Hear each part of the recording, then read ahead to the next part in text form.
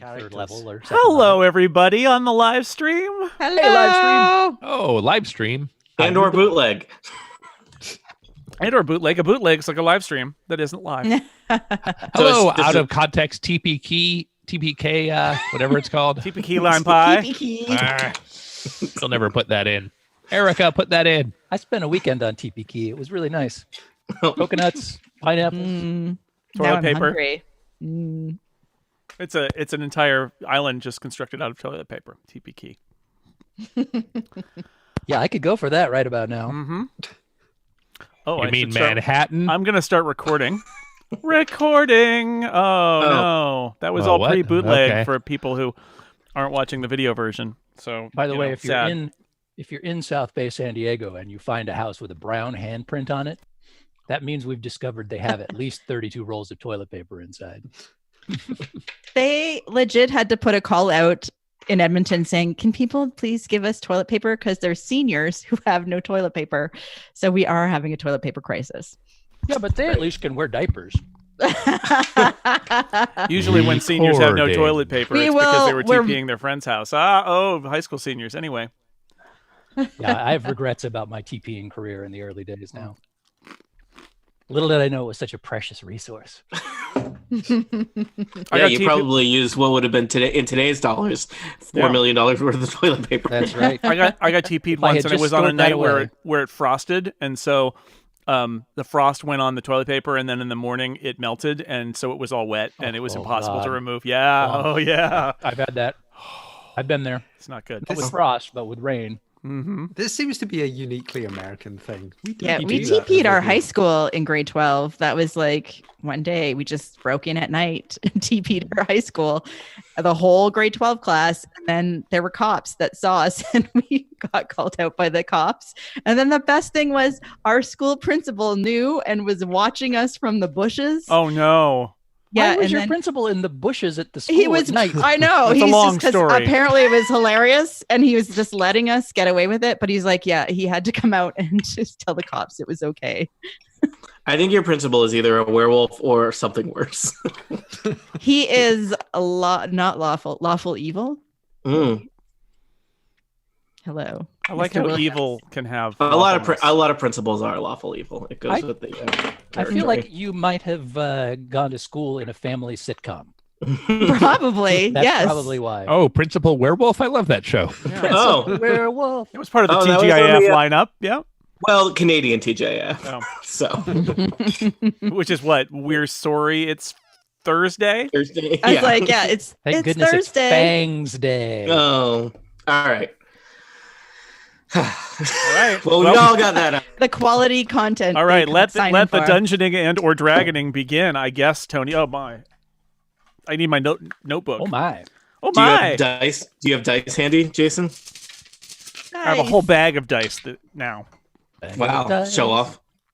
Well, this is you. I did it because of you.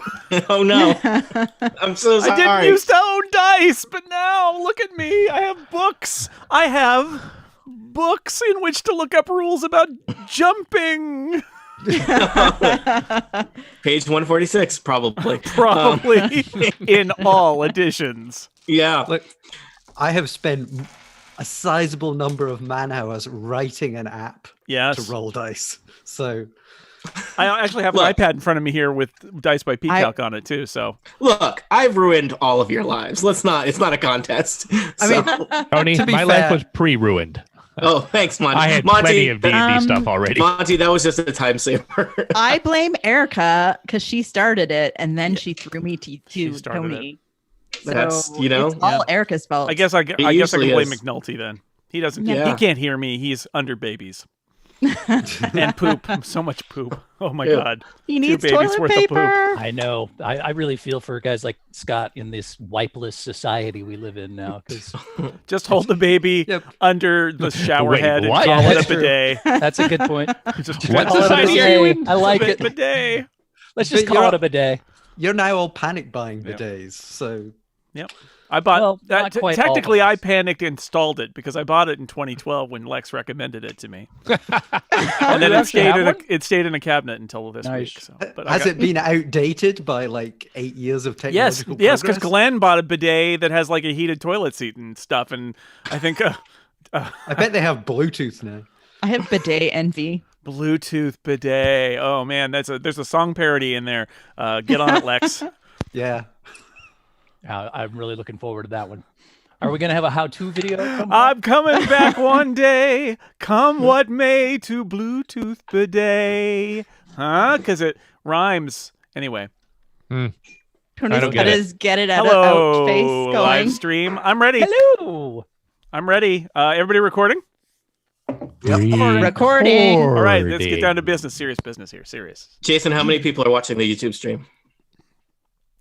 Too They're many. all watching. 3 million. 20.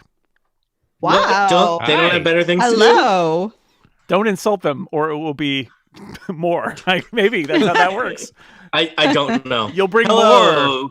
Hello, shut-ins. Finally, it's our time. Our time to shine. Finally, the thing Well- we were doing anyway is now a thing that everyone must do. Yay! Let's just call it our time, Jason. Shining is not required. It's just our time. We're gonna shine today. We are. Welcome back to Total Party Kill. It's me, Tony Sindelar, one of several dungeon masters, your friend. Hello, nerds. Hi. I don't know how this works anymore. I'm entering my 5th day of dungeon mastering this week, and the important lesson here is don't be like me, but find amusement in my suffering. Speaking of suffering, let's introduce our players today. Today we are starting off on a special new, for now named, mini adventure. I have assembled a group of 5 players. Some of them you will recognize. They've all made at least one appearance on Total Party Kill before, but they are playing brand new level 2 But then you will characters. pretend not to recognize when you see them in public. Indeed, cross the street, maintain 6 or 60 feet of social distance, depending on the incomparable panelist it is. We are playing an adventure from the Sly Flourish set of fantastic adventures, which feels like a thing I'm just saying like about them. Like they're fantastic adventures. It's also literally just the name of the book. Or I mean, ebook. they're all right. I would say they're fantastic. It's in the They're name. pretty good. I've enjoyed They're them. great. Don't make the adventures mad, Steve. They can hear Yeah. you. Oh no. We will be playing the second adventure titled The Dwarven Vault.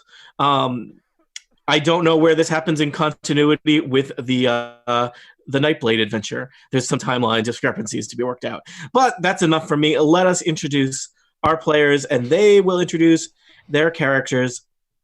First up, from far to the north, Annette Weerstra, a Canadian and Erp Chirper. Welcome back to Total Party Kill. I'm very excited to be here with Chomasa, who is a Dragonborn ranger. And the thing I'm most excited about, well, 2 things. 2 swords. I'm planning on killing lots of things with 2 swords. Plus, I have Dragon's Breath. So I'm going to read That's like 4 lots things, I think, of right? havoc. Yeah. Thing 1, sword. Thing 2, second sword. Thing 3, killing. Thing 4, dragon breath. Okay, I'm just really excited. I've been alone a that's lot this great. week. So I'm excited about everything. We're excited to have you here. Also joining us, it is James Thompson from far away in Scotland. Hello. Well, I'm glad to be back on here. I am playing Samson Jotham, who is a forest gnome artificer, I believe is the pronunciation. That's not Frank- how we say it. Well, you are wrong. Which of you is an artificer? Oh, crap. He's got us there. Okay, I'll say artificer, but then if No, you people should write say it. in- You should say it. You should say it however you want. But I'm going to make fun of you either way. Primer. It's artificent. James, I'm going to make fun of you either way. So follow your heart. Yes, that's fair. Samson trained under the dwarfs. He's very good at making magical items, not so good at making friends. Aww. Also here, it's Jason Snell. Hello. I am going to be playing a very exciting character. He is a tabaxi bard, which means he is a big cat person. And he is a friend to all children, and he loves you. His name is Cool Cat. Jason, KULKAT. Cool Just, cat? Legally Cool distinct. cat. The Are there any apostrophe makes it legally distinct. Are there my any lawyer things would he like you to loves to spell do? that one more time. Just make sure we got the cool, spell. Cool cat loves to jump and sing. Cool Uh-huh. cat loves to boogie boogie boo. And cool cat loves to love you. All right. These are all things that Before Cool we Cat move loves. on, I just want to check on Jason. How many people are now watching the stream? This can't be right. It's a negative number. How could that Eric be? Savage's lawyer. Can we rocket surgery a TPK? All right. Next up, Monty Ashley. Hello, I am Monty Ashley. I am playing Krong, a bugbear that is a monster from children's nightmares. You know how when you look under your bed and there's just a little bit of shadow, and you look away, and you look back, and now there's an 8-foot hairy monster with giant claws? Yes, I do. I'm that guy. Monty is under our bed. He's a rogue. Are you the little bit of shadow or? I'm both. Oh, I am Wow. an 8-foot hairy killing machine that can hide in a tiny sliver of shadow. Mm. I'm a So- bugbear rogue. Just like Monty Ashley Yeah. actually is. Yes. Yes. Um, I'm a monster. typecasting. Yep. And last, it's Steve Lutz. Thank you for joining us, Steve. How are you today? I'm good, although I'm wondering why I'm always last. I don't think you're always last. I did them in the order that you people created characters, and Pretty sure you'll I'm notice that always you last. created your character last. That might be why I'm always last, because I'm always Oh. the last one to get my stuff together. Yeah. Yes, I am here. It's so exciting to play some D&D on this fine day. Do And you want to tell us? Yeah, do that thing. that thing? What thing? Yeah. The thing where you tell us about your character. Oh, yeah, that thing. Yeah, I'm playing Diendo Fat Rabbit. I'm a monk from a mysterious and reclusive clan of halflings known as the Ghost Strike Halflings. Don't make me mad, or I will punch your butt. All right. Words to live by. So, for the purposes of this adventure, because it is a short mini adventure and we don't have time to get into your deep, rich backstories, you all know each other already. You can decide whether you've known each other for years or weeks or days, probably at least days. Hours is unacceptable. And so, as you are all level 2 adventurers looking to make a name for yourself, you are traveling far and wide through the countryside, over hill and dale, through swamp and mountain and forest, seeking fortune and glory, or in this case, today, our adventure starts in a tavern, because it's Dungeons and Dragons. The tavern! You have in your travels found yourself near the town of White Sparrow. I'm showing you right now a world map that shows like the valley that White Sparrow is in. White Sparrow is right in the middle of it, and we'll go to a close-up map of it in a second. And there's a variety of interesting things around here, which is why it seemed like a good place to base your adventures out of for now. But I don't know. You're taking it easy. Today is a day where you are in the Tavern of White Sparrow. I've taken you to a close-up of the town of White Sparrow. In White Sparrow is a decent-sized little town. It's about 100 people. Couple businesses, temple, tavern, adventure and goods store, lots of little houses and whatnot. Your standard Giant thing. hand. Giant hand. For people who have Gloss already over listened. the giant hand. For our people who have already listened to Mini Adventure 1, in which we have already have an adventure set in White Sparrow, get ready to hear the same jokes about the giant hand as told by new people. Yes, the most notable landmark in White Sparrow is the giant hand sticking out of the earth in the middle of town. It is a cyclopean hand. It is huge. It has 6 fingers, which I don't know if that's the most unsettling thing about it, because it's also just a big, giant stone hand, and it predates the founding of the town. Somebody way back when, some group of settlers said, "Oh, giant hand, this is a good place to settle down." And so they did, and a town sprung up around it. It looks a little like it's growing out of the earth. Is that some sort of a chasm? Is there more to this hand? Is there a statue? The or something hand underneath it? seems, we're going to get all the hand questions out of the way early on. The hand descends into the earth. Over the many centuries, there have been various archaeological expeditions to investigate the nature of the hand, and the hand continues into an arm.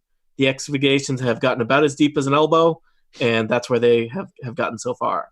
Any other hand questions? We'll assume that you asked all the hand questions beforehand, and so your characters have deep. Beforehand.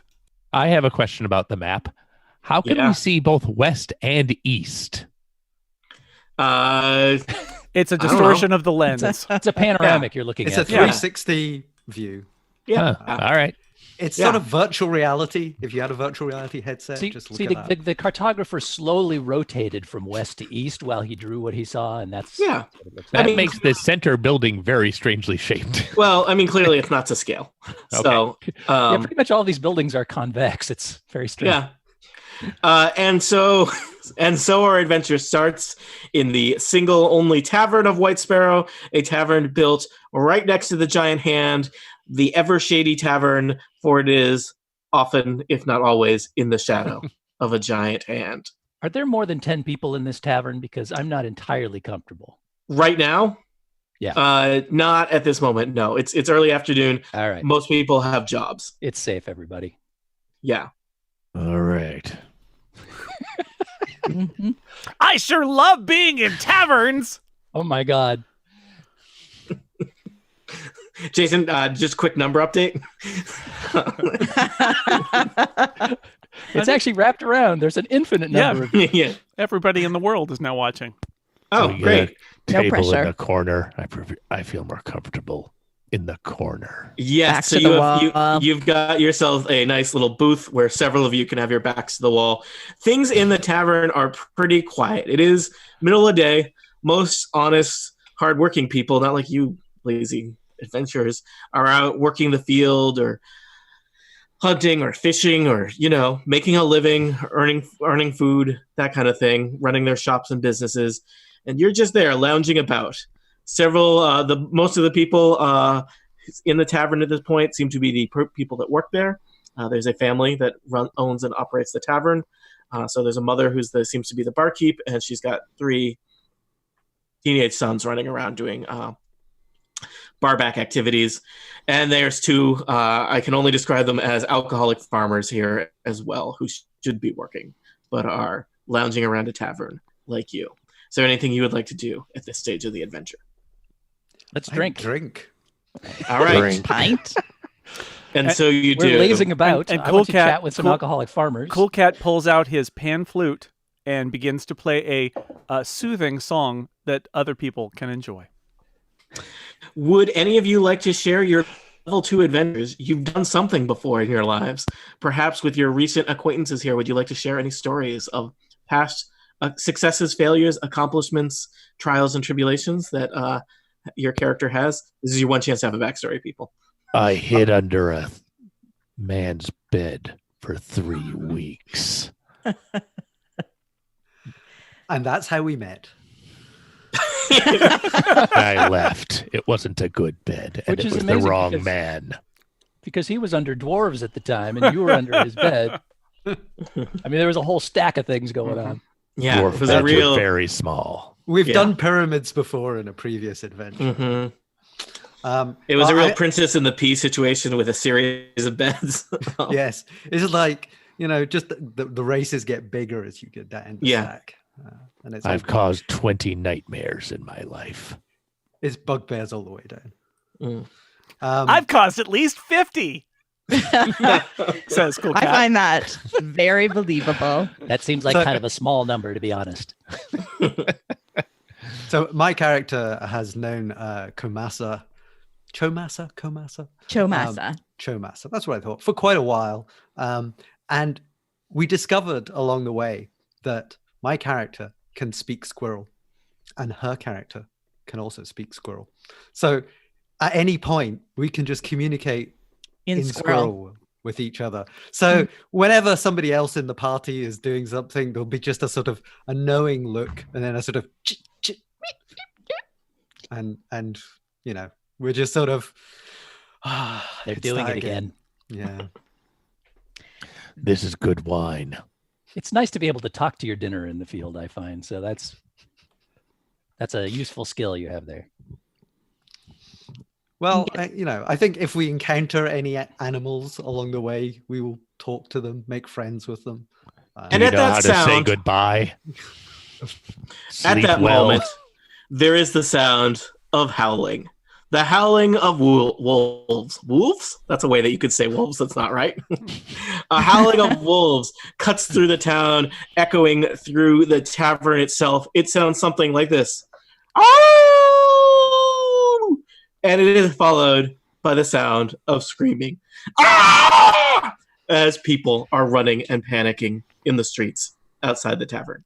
So I have a fairly Those- good grasp of wolf as well. Mm.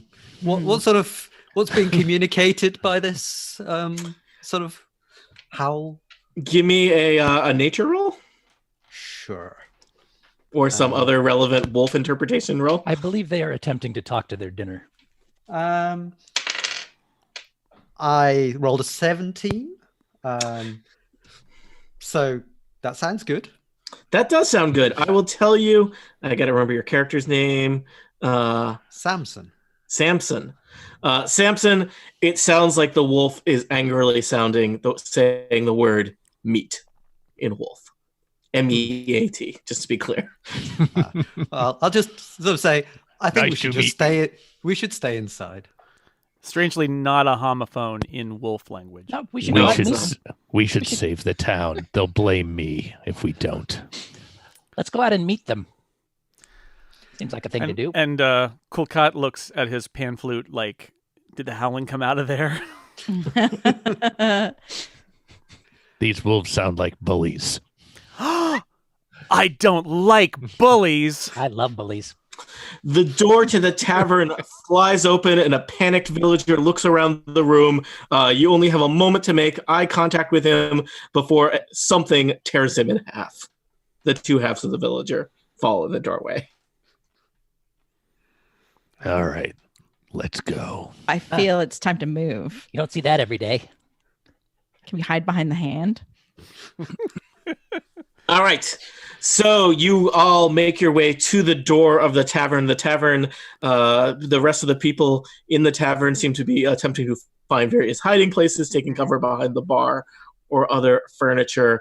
Clearly, people are panicked, but not you. When there is the sound of a wolf, when there is the sound of a villager being cut in half, the sound of two villager halves hitting the ground, you run toward danger. And so you make your way to the door of the Evershady Tavern and look out into the street. The sight that greets you is one of carnage. Villagers are panicking. Several dead villagers lie in the road, clearly mauled by a large lupine creature, and bounding down the street, blood dripping from its horrible, horrible jaws, is something that is wolf-like, but much bigger, with bony ridges rising from its back.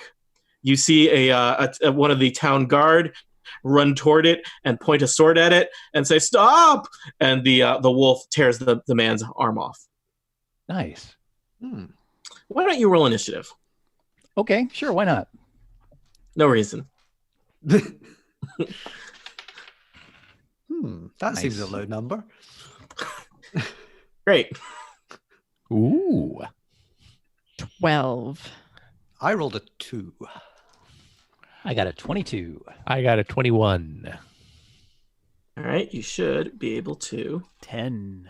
add yourselves to the initiative thing over Rolled there. an N. Where n equals 10. Oh, gotcha. Do you see the initiative thing? Looks like many of you are adding it to I it. see it. Where's I me? will roll initiative for the wolf. The wolf has done very well for itself. Good job, wolf. Oh, good for it. It's got a good job, prospects, Yeah. I'm glad it has one last triumph in its life. eating all of us.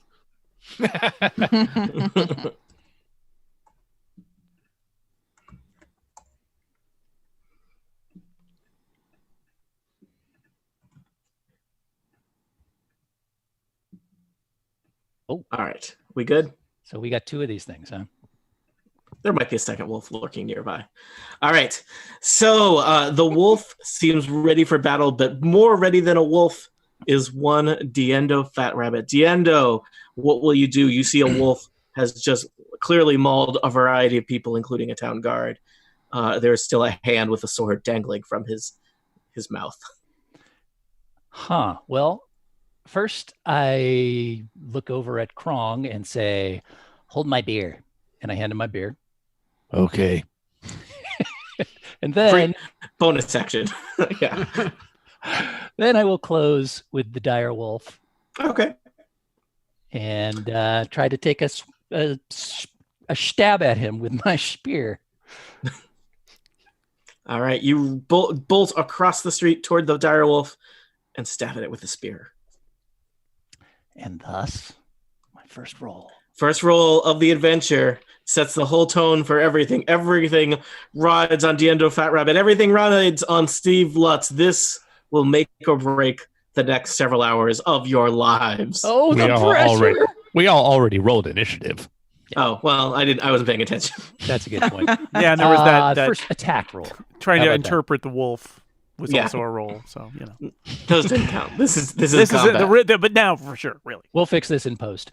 Yeah. That was a 22 to hit with my spear. All right. The wolf is still enjoying a piece of delicious arm and does not see a small halfling running at it with a spear. And so you strike it with your spear. Alas, that only did 5 damage. However, I also kick out with one of my tiny little feet. Oh, Try to kick it in the jaw. you need to kick a wolf? Yeah. So this is an unarmed strike. And as a monk, you can do this. You can spear and... Is this flurry can. of blows or something else? No, this is just my regular old combat. Oh, wow. As long as I'm using a monk weapon, I can also tack on an unarmed strike as a bonus action. So, I don't know if Aline in the other game knew that. but alas, that was a critical fail. So that wasn't Okay. anything. You kick in the direction of the wolf. Say, Next "Oh, up, crap." Diendo Fat Rabbit is your good friend Krong. I will You might want to Drink hand this? that beer to somebody. finish this beer. Oh, there you go. Bonus action. Yep. Move to behind my good friend Diendo, and using the incredibly long arms of a bugbear, swipe over the top of my halfling buddy and attack the dire wolf from 10 feet away. You have 10 feet long arms? That's what it says. Wow. Bugbear's got extra That's reach. amazing. That'd be really useful getting stuff down from shelves. I'm just concerned about mainly like it seems hard to buy coats. How do you hide under a bed without those arms like reaching Like out? they roll. I imagine there's a lot of like folding. Like, do you have an terrifying. They're really good for sort of reaching Oh. around the top of Yeah. the Do you have bed. like an extra elbow, or is it just the one? It looks like I have extra elbows. I'm 8 feet tall, but my claws reach all the way to the ground. I see. Wow. Yeah, Anyway, I feel like probably vests are the way you'd want to go with arms like that. A lot of vests. Anyway, I am pulling out a rapier and stabbing. Actually, Wow. Arr.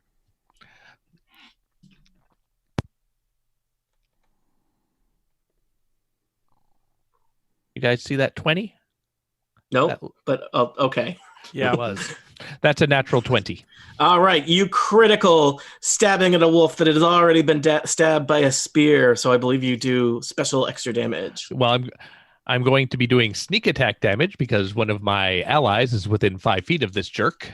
Oh wow, you are So sneaky. Yeah, that guy is very surprised that you had 10 feet long arms. So I'm going to be rolling a D8 and a D6. That is a total of 10, doubling that for the critical. So it's 20 plus 3. I do 23 points of damage. This wolf is severely, severely injured, Yes. But not dead. but not dead. All right. I nod at Krong. Next up, it is Team Wolf. Everybody loves Team Wolf. Is he going to play basketball at us? That really doesn't make any sense for werewolves when you think about it. Don't ride on the Oh. top of that cart. Are you crazy? All right. So I will tell you, the wolves are limited in terms of the things they can do because mainly they bite people. That's what they do. Yeah, And thanks it for seems- hiding behind the halfling, Yeah, by the way. it seems like 8 foot there tall is bug there. an obvious target here, which is one Diendo Fat Rabbit. So the wolf is just going to try and take a Diendo. chomp out of a It's- halfling. My name is somewhat ironic now. Yeah. It's really sad. Steve, I have bad news for you. What's that? The bad news is that I'm guessing a 23. We don't know what your armor class is, but I'm guessing it's lower than 23. Yeah. All right. You take the wolf tears into the leg that you kicked at it with, and you take 10 piercing damage. Wow. If the target is a creature, check. It must succeed on a DC 13 strength saving throw or be knocked prone. Oh, good. Strength, one of my dump stats. Yeah. One of? Actually, I have advantage on those because I'm something. Monkey. I forget. Rolled under something. That is not great. That is a 9. All right, you are knocked from your feet. I suspect you're good at getting back up again, though, because You didn't have far to fall. Yeah. Did you have a whiskey drink earlier? Yes. No, it was I that start beer to sing that a he song handed that to reminds you. me of the better He had times. the lager drink. It was the lager drink he Okay. handed you. A second wolf comes running around the corner, encouraged by the signs and smells of battle. So we'll say he's kind of coming around. This map is not intended as a battle map, but I'm using it that way. There's one wolf coming around the corner of the tavern. So the wolves are pretty far apart. Is that what I'm wolf saying. to scale? Let's say, yeah. Nothing is to scale, but yes, that's a giant wolf. He's All got right. scales? Yeah, well, dire wolf. They're, spiny at least. Chomasa, you are next. I am going to go for the one that's standing right beside me there. And I have 2 swords, which means I get to do an action and a bonus action with the sword, I believe. 'Cause I have 2-handed fighting. So you figure Krong and Diendo have that other wolf taken care of, so you're heading off to the one that's near the tavern. And All it's right. also up in my grill. Yeah. So yes, we're gonna find out if I'm left-handed or right-handed. I'm gonna try first with my right hand. And even with my proficiency bonus, I just hit 8. The wolf nimbly lunges out of the way and snarls at you. I'm a wolf. A dire wolf. But he says it in wolf. I can translate. So. I just at him and then come at him with my left hand. And 16. 16 clips the wolf for some amount of damage. Oh, wow. What 3? So it really was clipping. Yeah. You gave him a little disparaging slash. haircut. Yeah. Anything else, Chomasa? No, that is my action and bonus. All right. Cool Cat, you stand near the doorway to the tavern. Cool Cat. Cool cut. Lawyers. Cool cut. Diendo, how bad off are you? What's your? I've been better. I've got 6 hit points. You've got 6 hit points left. You've got a wolf snack of amount of hit points, I'd say. Oh, yeah. Let's see. If almost dead was a thing in 5e, I would be almost dead. Paint a picture with your words. All right. Well, first thing Cool Cat's going to do is very exciting. He is going to pull from his one of his pockets a boomerang and hurl it at the wolf that is attacking Diendo. Hey, I don't like it when my friends get bitten. Okay, boomerang. 17. 17 hits a dire wolf. 5 bludgeoning damage. All right. Let me just check. Cool Cat likes to bludgeon wolves. That and he wolf bludgeons them. looks dizzy so and good. bloody. And what I'd also like to do is with a bonus action, I can do that, right? I can give a it's a healing bonus word. I can do a healing word to Diendo. That's how bonus action works. That's how healing word works specifically. It's great for in combat. So please take 5 extra hit points, Diendo. I will take that, and I thank you. Because Cool Cat loves you. Aw. And that's my turn. All right. I'm Cool Cat, and that was my turn. Samson Jotham, last in the order, first in our hearts. What will you do? Well, Fancy there man. seems to be a very intact and very angry direwolf right next to us. Yeah, it's around the corner from you.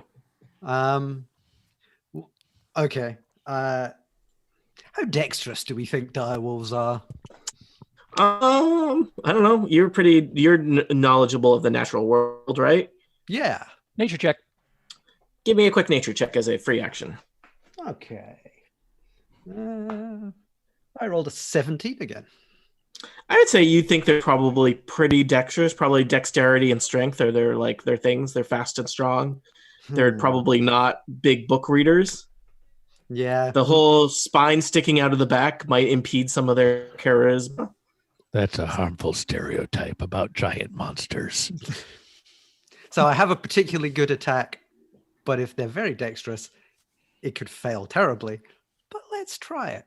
All right. So Samson reaches into his backpack and pulls out an abacus. It's just a really large Abacus. metal abacus. Which This is not the wolves seem unimpressed so far. What metal is it made of? Is it sort of a platinum calculator? No. All right. We don't use the word calculator. I know, we but prefer maybe abacus. maybe a pewter calculator. Pewter Pewter. abacus. Yeah, pewter. Yeah, P abacus. everything okay. runs on pewter these days. Got it. P It's the abacus. future. Yeah. Yeah. And I use a catapult spell, which can fire any object. Watch out, cool cat. An He's object. gonna pulse you. Choose any object weighing between 1 and 5 pounds within range that isn't being worn or carried. I've dropped it on the ground just beforehand. And the object is going to fly in a straight line up to 90 feet and impact into said direwolf. All That's right. the hope. Unless it can do a dexterity save of 13. Let's find out. And you were targeting the injured direwolf. No, I'm targeting, the one that's right next Oh, to us. okay. The more intact one. The direwolf definitely dodges out of the way. Well, that was a waste. It rolled, if it matters, a 20. Maybe there's someone 90 feet away who's getting Yes. hit by something. Yeah. Somebody is going to get very surprised 90 feet away when an abacus Yeah. explodes. Abacus! Math! Thankfully, I have more abacuses in my bag. Abaci? I don't know. Abacopodes? It's a Uh, Greek word, not Latin. Oh, then it'd be Yeah. abacopodes. Thank you. Well, I thought it was Maybe. Swedish. Bugbear is smart. okay. That was pretty much all I had. I had the power of math. It failed. It always does. What were you expecting? Remember when I said you couldn't have a laser gun in this game? So he Dia- picked an abacus. Diendo Fat Rabbit. Indeed. You are hurt. You are somewhat hurt. You are on the ground. A badly wounded wolf is standing pretty much over you. How's it going? It's going all right. I mean, I got more hit points back, Mhm. so I'm no longer in the almost dead status. Very Mhm. technical thing. But I'm going to take another shot at this dude with my spear. You want to get up first, or I suppose I lose something if I try from the ground. yeah? Don't let me tell you how to monk. No, that's all right. I'll get up. It's not one of my fighting styles, ground fighting. So I will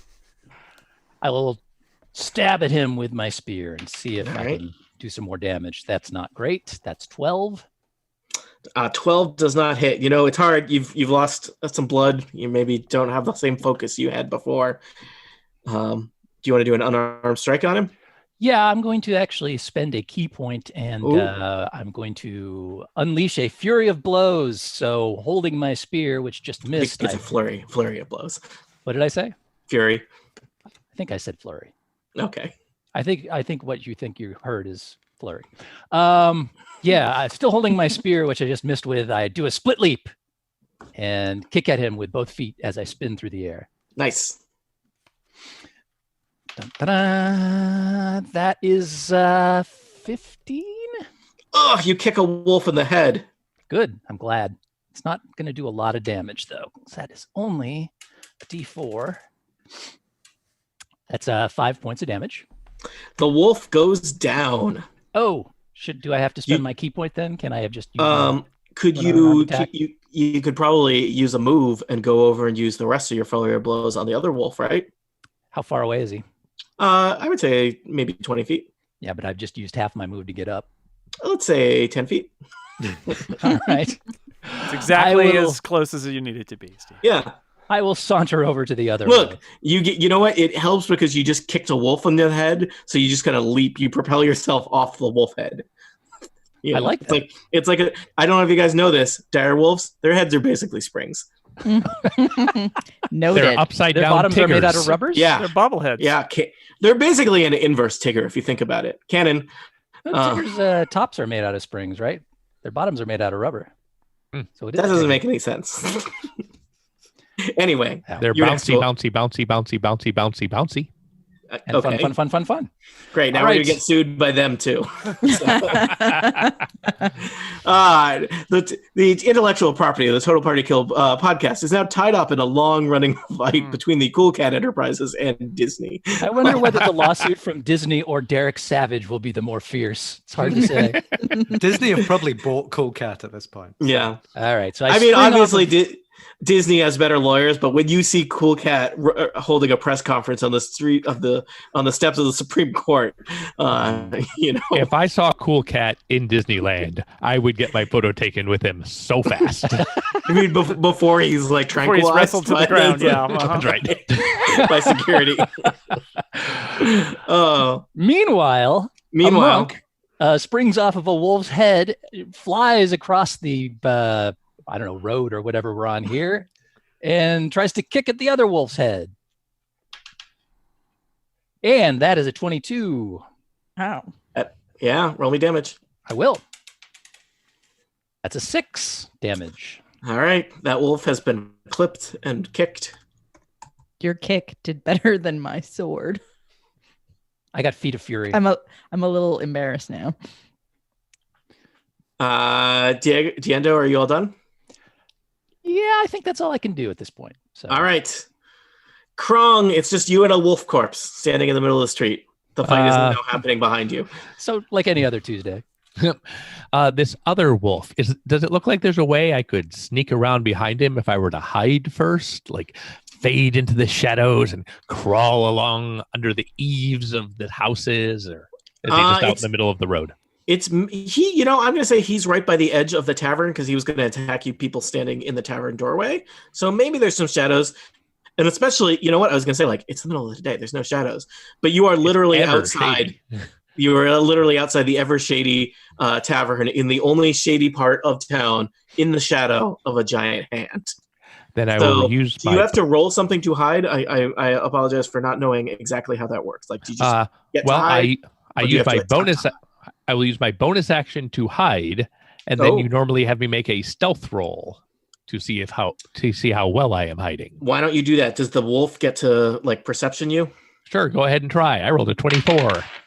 The wolf rolled a 22, which would under normal situations be very impressive. Actually, Well, there's a halfling all up in his face. Yeah. Hold on. The wolf has advantage on perception checks because he's an animal. Surprisingly, his second roll was lower than 23. All right. Yeah. All right.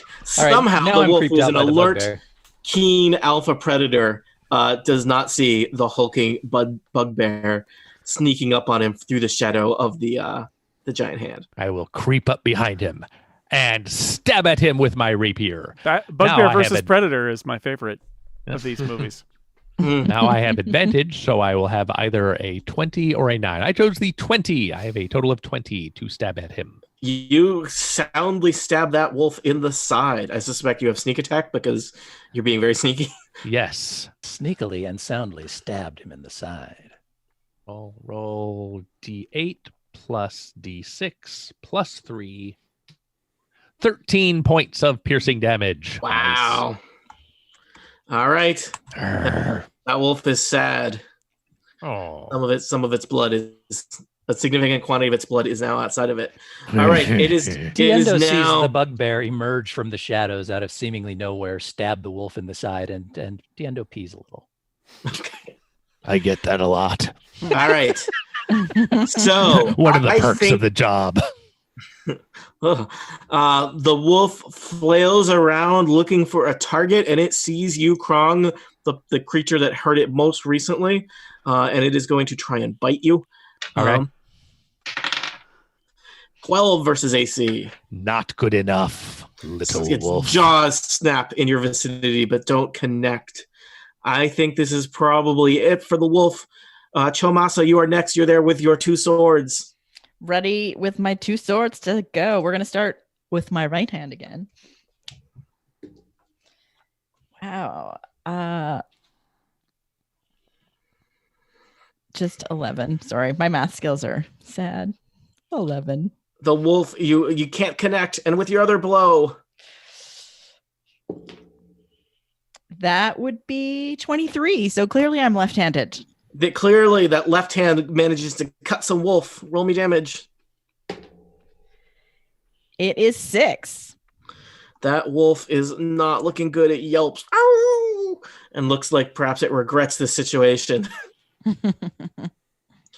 Cool Cat? Cool Cat says, I don't like wolves. And he pulls from another pocket another boomerang. Shouldn't the first Didn't the boomerang first have one? come back to you? It only comes back on a miss. Otherwise, I have to retrieve it later. But I have Okay. I bought a 6-pack of boomerang, so I'm okay. Oh. A 20 to hit, 6 damage. That's a good deal. Yeah. Get that from Snick and Snack? Yeah. That's like a family pack of boomerangs. That wolf is not happy. That's it for Cool Cat. All right, Samson Jotham, you have a chance to be the hero you've always wanted to be. Well, apparently not everything can be solved with the power of math. So I'm going to use the power of a... where is it gone? I do. Oh yeah, short bow. I have a short bow. Since I wasn't allowed a laser pistol, even though D&D Beyond said I could have a laser pistol, Dad said couldn't have a laser pistol. My name is Tony. Yes, Dad. So I will shoot at the wolf with my short bow / All right. laser pistol. You can call the short bow a laser pistol. Yes, I could rename it in D&D Beyond. That would make me happy. The laser pistol did like 3d6 damage. It was not an appropriate weapon for you to have at level 2. Well, you know. I got a 13 plus 4, 17. You So many plug- 17s. You plug the wolf with a bolt from your laser pistol bow. Which does a grand total of 5 damage. This wolf is hanging on by a thread. The next hit will take it out. Diendo Fat Rabbit Is gone. is not He's there. disappeared. He just He's left. invisible. Oh no. Delays his turn. Krong, the next hit will take it out. Somebody else gets to be the hero. Take that, Diendo. So he's staring right at me? Oh, yeah. Well, it's going to be hard to hide then in that situation. Yeah, it seems very hard to hide in I that guess I'll situation. just stab him in the face. It is a way. Total of 20. All right, you stab a wolf in the face for more than 1 hit point of damage, killing the wolf. Ooh, I rolled very badly. And yet still more than 1. It looks like you rolled 5. Yeah. A number traditionally more than 1. And so things are quiet for a moment as the sounds of battle break, and it's just you and some wolf corpses and the assorted corpses and screams of the villagers who have been mauled and still cling to life.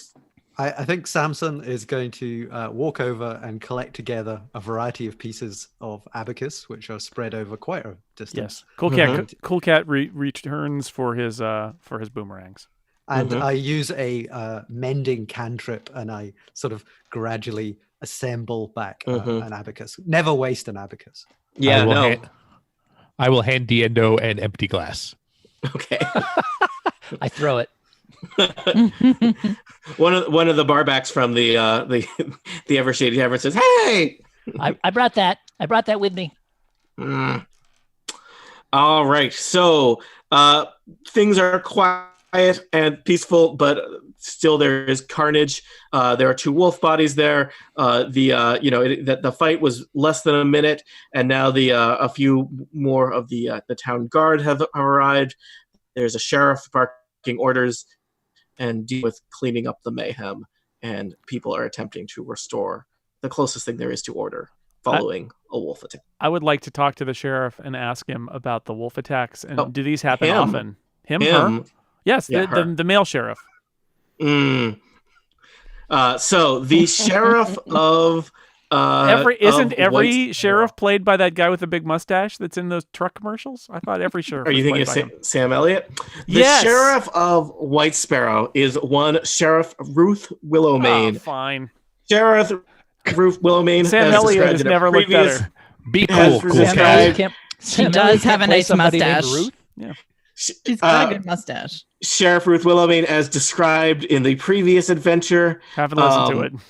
Yep, it's okay. She is middle aged. She has giant arms covered in tattoos. The only thing she has more of than tattoos is scars. She is wearing a somewhat impressive hat and funky boots, and has a polished star. Please elaborate on the boots. Well, they make the sound thunk thunk thunk when you walk. Oh, Okay. They're made of thunk. leather. I thought you said They're funky big. boots. I don't know was if there's picturing, funky. like Bootsy Collins. Cool Cat is extremely charismatic. And she is but clearly I don't know if he needs taken control of the scene and is ordering the various guards and villagers about people are being administered first aid.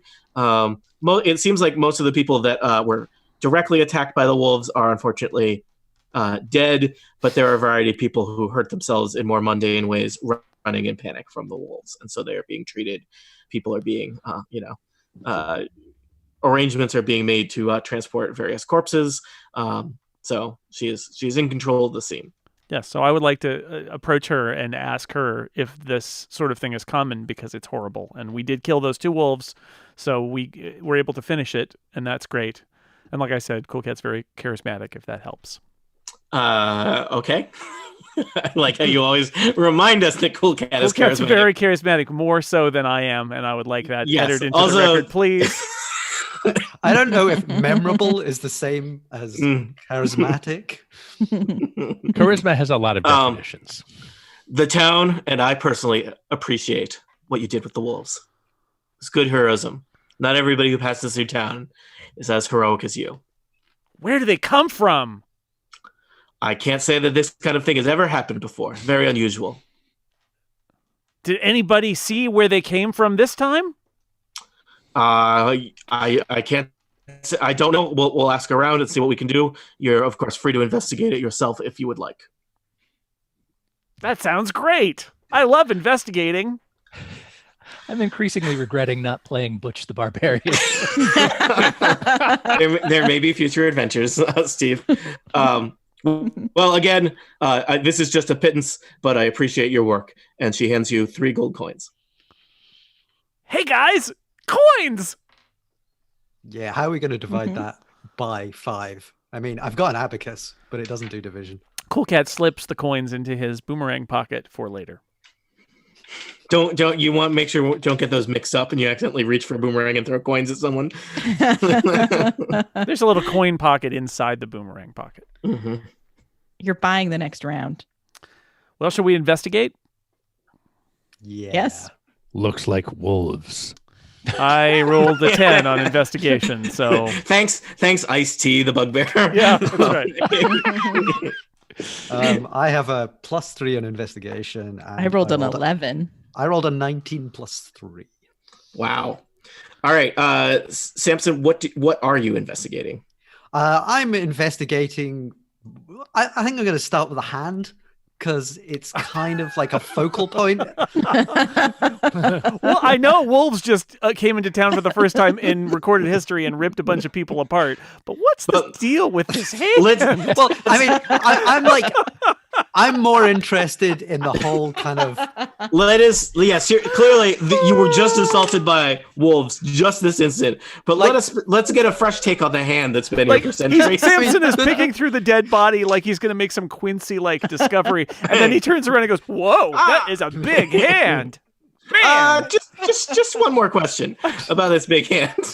All right, Samson, I think feels that, you know, the only thing that's out of place in this town is a giant hand. All right, Samson, this is totally happening. We had to make fun of you about it first. You may also learn things about the hand that the listeners already know. So you start walking with intent toward the scene of the crime, the wolf corpses, and then do 180 degrees and walk over to the hand and are staring at the hand intently. Perhaps you have some devices for observing or monitoring it or getting some readings. You're using There's certainly some things in my hand that are going beep. Yeah, you're getting the full range of readings off of this hand.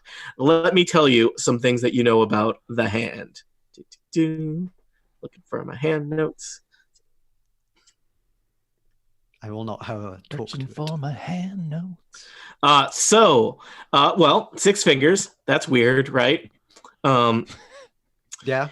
Great job. Did somebody's father get killed? I'm sure they did that joke last week. So as you study the hand, the thing that occurs to you right away about this hand, Samson, is you are, a worldly, you're a bit of a scholar as far as fancy men go.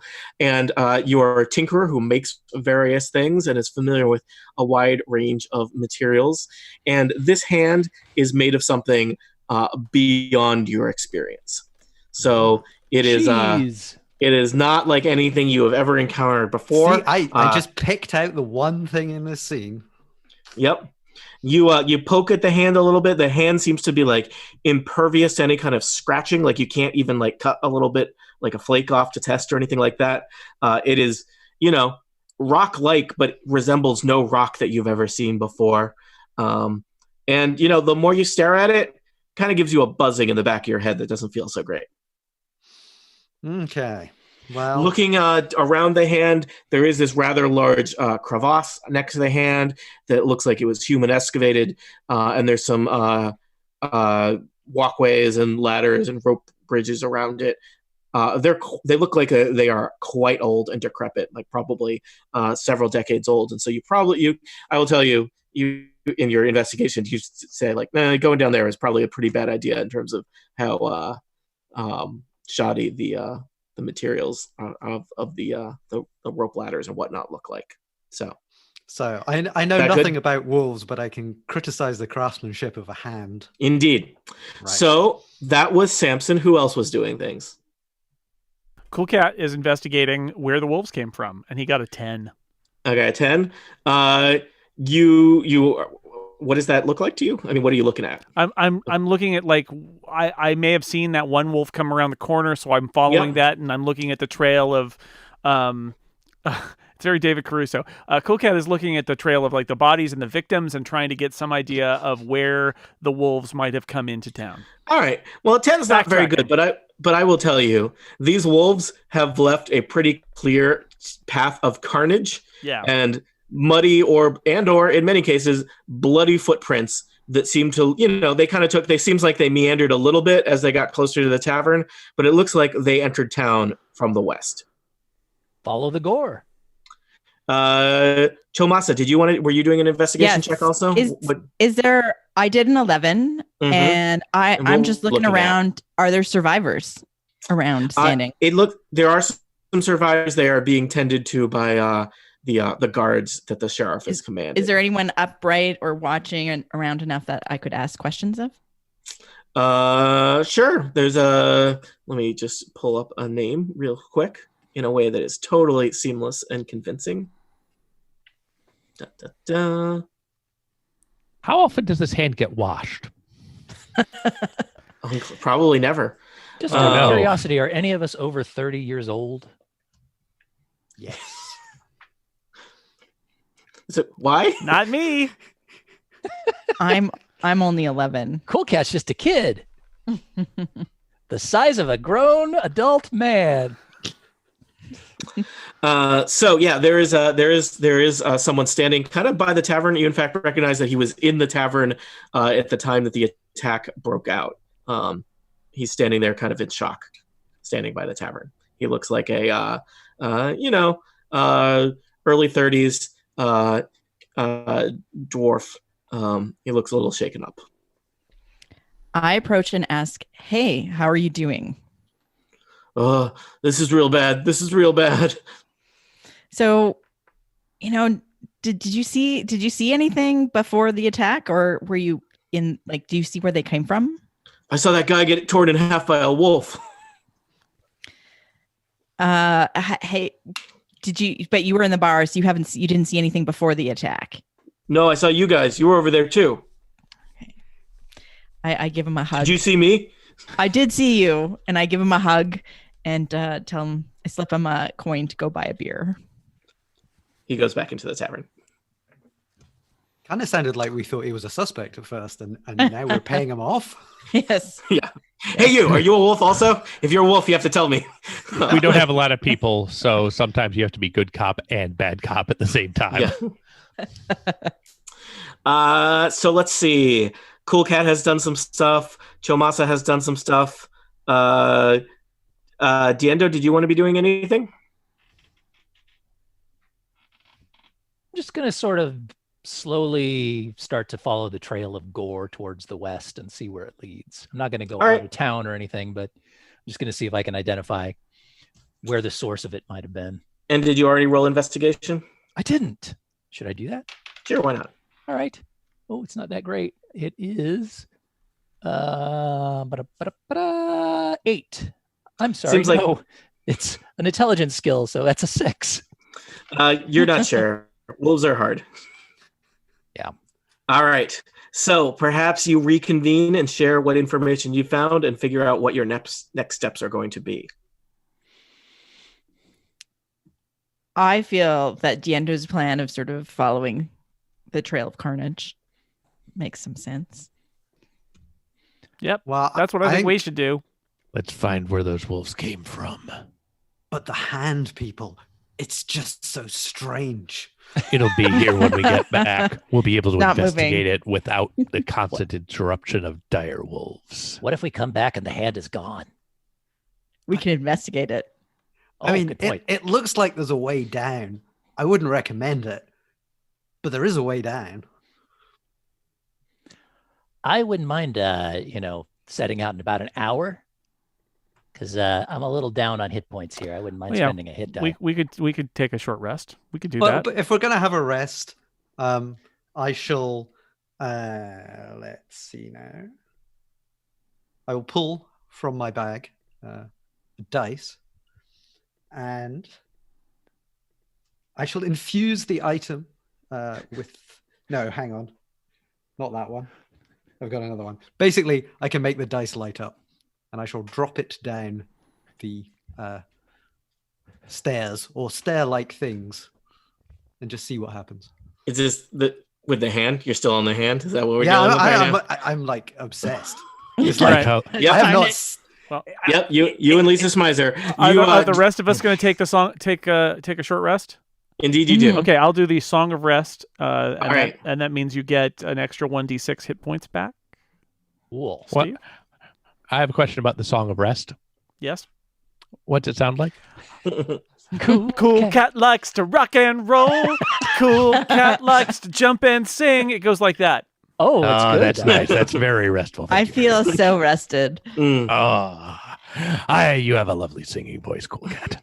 In the end, I didn't need it, but thank you anyway. No. Cool cat will take any chance to play his pan flute. Mm.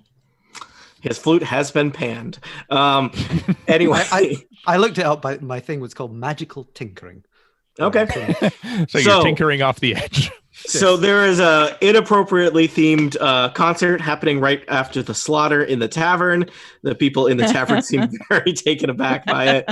Meanwhile, outside the tavern, in the middle of a mass casualty event, Samson is studying the hand. He has enchanted some mundane objects with like a light spell and is throwing them into the pit to see how far down they go. They disappear into the darkness. You can kind of see them bouncing around down there. It looks like the pit goes down. The hand continues into an arm, and you can kind of see a crook of an elbow. So it's a pretty good drop down to there. But there is it is not a bottomless pit. It has been excavated, and that is as far as they got. You'd think they'd have a sign saying, "Do not throw trash into the pit." Maybe they'll It's put not up when they trash. finish putting up this fence that they started putting around their giant pit and then stopped.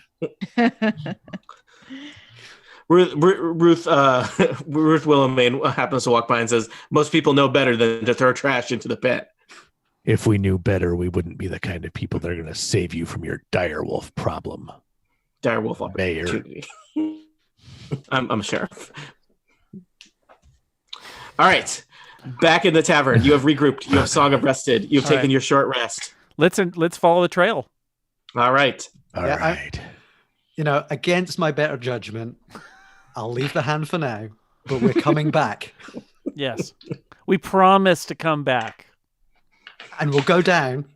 You promise? Samson's gonna be the first to die. There's just an elbow down We there. promise to come back. I read this pamphlet they had in the tourist center. It just goes down to the elbow. The name of that pamphlet, stop asking so many questions about the hand.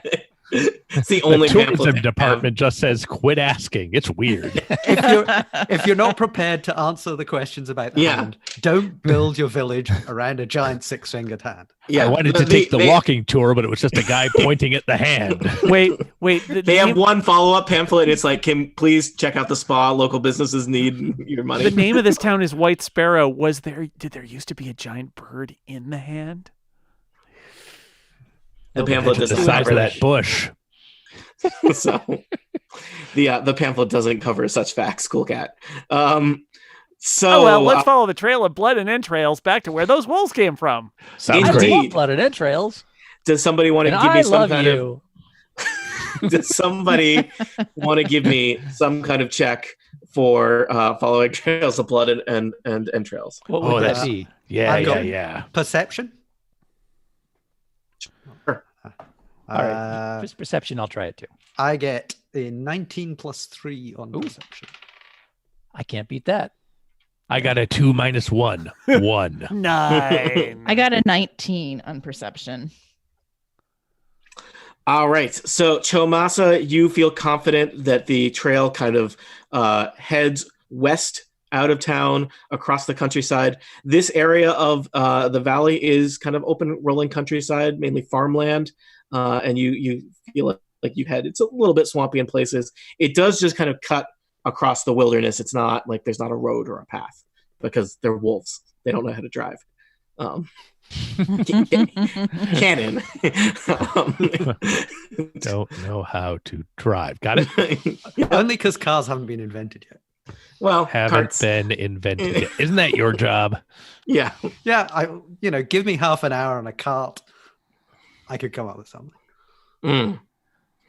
Don't All ride right. standing up. It's very And dangerous. so, without too much trouble, you are able to follow the path of carnage and bloody wolf footprints west of White Sparrow until it comes to a farm, basically a little farm settlement, a short walk from town.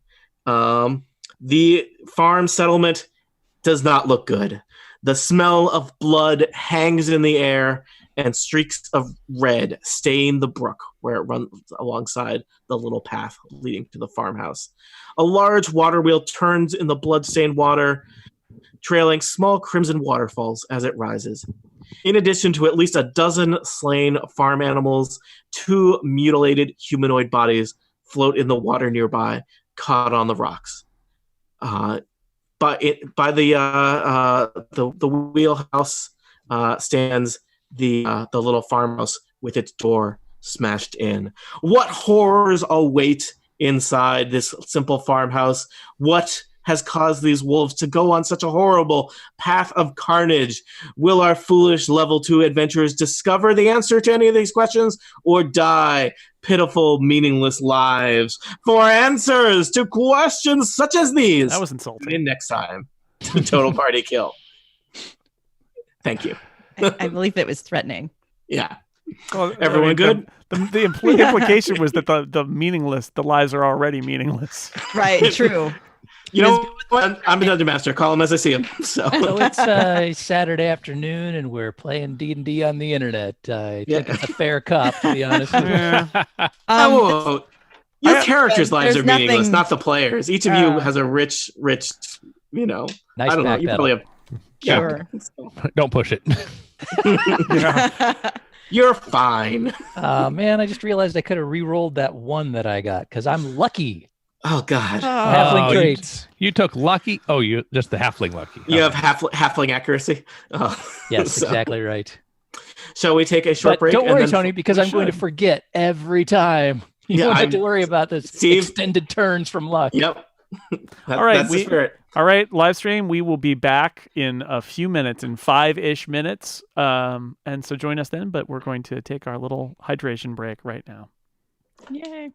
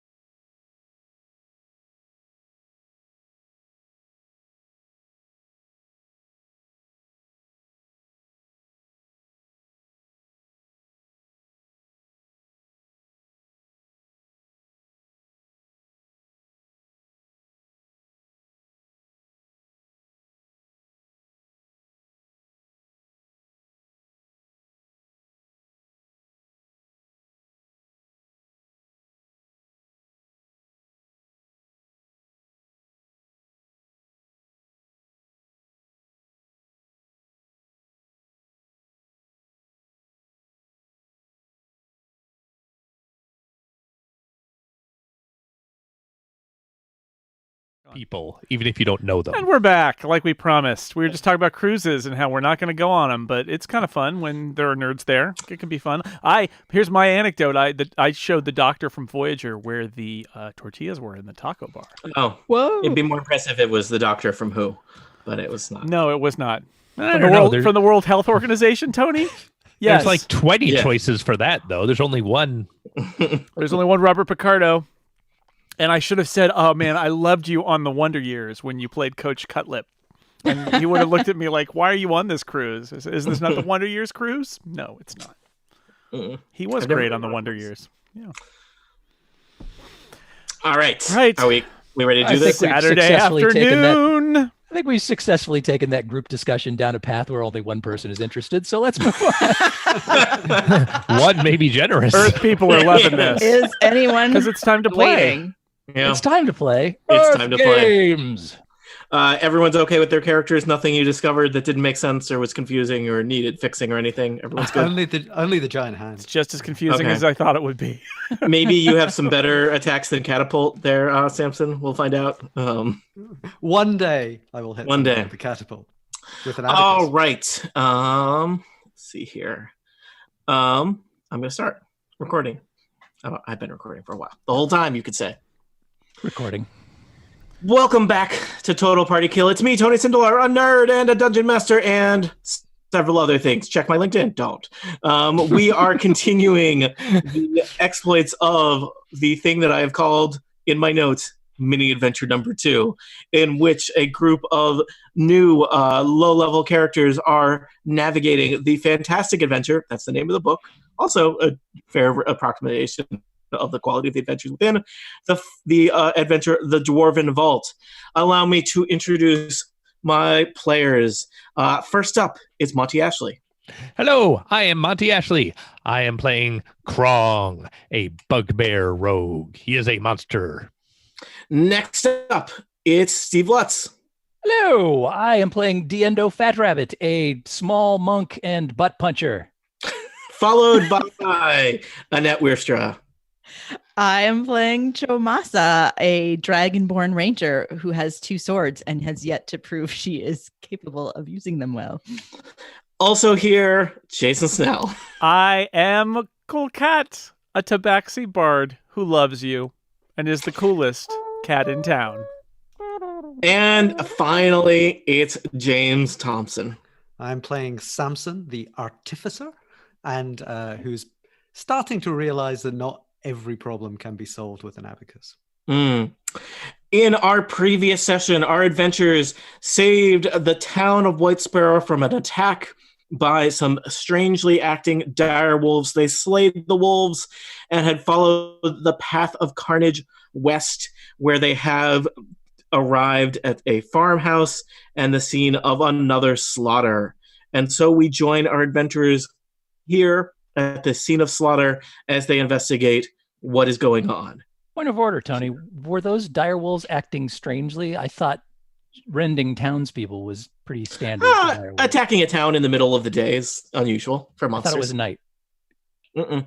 Oh, It was day. You were the lazy people in the tavern in the middle of the day. that's right. Yeah, it was just the shadow True. of the hand that confused Yeah. you. Shadow of the hand. Okay, maybe we should go back and check out that hand. Yeah, that hand did look interesting. Maybe you should do that after the adventure. Tony, I want a campaign D&D just is- called The Shadow of the Hand. I'm D&D is a I'm game we investigating. create together with our imaginations. Cool Cat is investigating, but he only rolled a 6, so he sees that this is a farm. Yes, and Tony. Yes, Not- and. Not Yeah, no. it's go yes away from and, the not giant yes head. hand. It's yes Ah. and, not yes hand. Say yes All to the hand. Okay. Chomasa is investigating and rolled a 14. All right. So you are poking around. There are a lot of slaughtered farm animals and some mutilated humanoid bodies here. Unfortunately, it looks like the wolves or something has really torn this place to shreds. I will tell you, Chomasa, you discover you were searching the body, and it clearly was torn into pieces and chewed on by some kind of horrible beast. Probably a dire wolf, but not necessarily.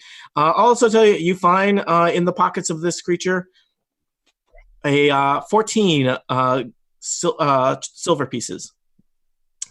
And particularly these silver pieces are each embossed with a dwarven helm and a battle axe. Is this a dwarf corpse she's looking at? Mm-mm. This is a human farm person, which is to say, person who works on a farm, not someone who turns into a farm at mid. I got a 13 plus 5, an 18. You, in fact, are very knowledgeable. You recognize the symbol on the silver coins. These were coins that were minted, I guess, by a clan of dwarves known as the Deep River Dwarves, who resided in the nearby mountains about 2 centuries ago. They play good bluegrass. Hey, I'd like to use a perception check to see if there's any signs of life, anybody stirring or any sounds. All right, give me a perception check. It's 22. All right. You start poking around. There does seem, though, outside the farmhouse is just a scene of carnage. Things are a little more intact inside the farmhouse, and you discover it looks like a young woman kind of in shock, covered in blood. You might have mistaken her for a corpse at first, kind of hiding behind the stove in the farmhouse. This takes me back. It's funny on the other side of the mirror there, isn't it? Hey, you can come out now. I think they're gone. I saw my children killed by a wolf. Oh, maybe you should stay in there for a while. Just, chill out for a bit. Who was it? Was it wolves? It was wolves. Just wolves? Anything else? It was two terrifying wolves, bigger than any I'd seen. In the morning, in the light of the dawn, wolves coming out of the woods. Well, we have good news about the wolves. We killed them. Yes. Thanks for stepping on my line, Cool Cat. You're welcome. The other good news is we may be able to get some of your kids back. There's no evidence of that possible. But by that, do you mean an arm? How fast is a dire wolf's digestion? Is my question. I mean, I think they're pretty efficient. I think they chew a lot. Yeah. Well, thanks, Steve. They somehow managed to make the adventure darker than it already was. That means they may still be on the trail between here and White Sparrow, so we may still be able to find something you can bury. I'm staying outside. I don't think this woman needs to see a giant child-killing monster just at the moment. Is there anybody else around here? Are you it? I think they were all killed. Wow. Well, that's rough. We're going to get moving. Are there any animals around that we can see? There are the slaughtered corpses of a variety of farm animals. I want to ask the woman, you said they came out of the woods. Where exactly, and is there anything we should know about the woods? She points west. There is kind of a game trail cutting up through the woods. Looks like it's heading up into the mountains. That's where these coins came from. How do you figure? Nice. I look at the coins. I know these things. You just have to trust me. He knows these things. He doesn't know about the hand, but he knows about coin. I trained under dwarfs for many a year. I think I can recognize a mountain coin. Must have been hard to breathe down there. Well, shall we see what we can see about following what's left of the trail that the wolves left through the woods? Yes. Yes. All right. So does the lady need healing or anything, by the way? I feel like she seems mainly to be in shock. And not physical danger. I slap her.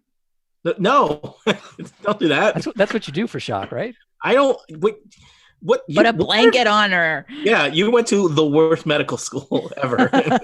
I have very small hands. It's really more like a kiss. Slap. Okay, I'm glad you didn't slap her with your feet. Your hands are deadly weapons.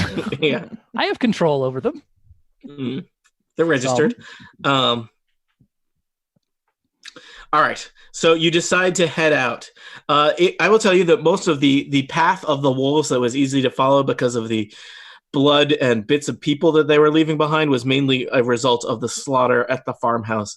It's a little bit harder to follow the path up through the woods So you are going to need to make a survival check to follow this path through the woods. Oh boy. Ooh. It doesn't need to be everybody, or it could be whoever's going to lead the group. Okay, Cool Cat's not. He got a 3. Cool Cat is lucky to be alive. I Cool rolled Cat- a 13. I've got Cool a Cat, 9. Cool Cat walks into a tree and takes 1 hit point of tree damage. Yes. So, Krong, you are somehow somewhat more comfortable surviving in the horrible wilderness, and you are able to sniff out the path of the wolves, though it is less obvious here. And it does indeed seem to continue kind of heading west, but up into the foothills of the mountains. Anything you wish to do as you follow the path west, up into the hills and into the mountains? Check for traps. Roll perception. I see a big hand here on the map. Should we check that out yet? Does the hand look different from up here? Like, can we see the lines on its palm? I rolled 20 It does on look- perception. All right. So, Chomasa, you are being ever vigilant for traps and ambushes and wolves. From here, the hand appears smaller than it did when you were much closer to it.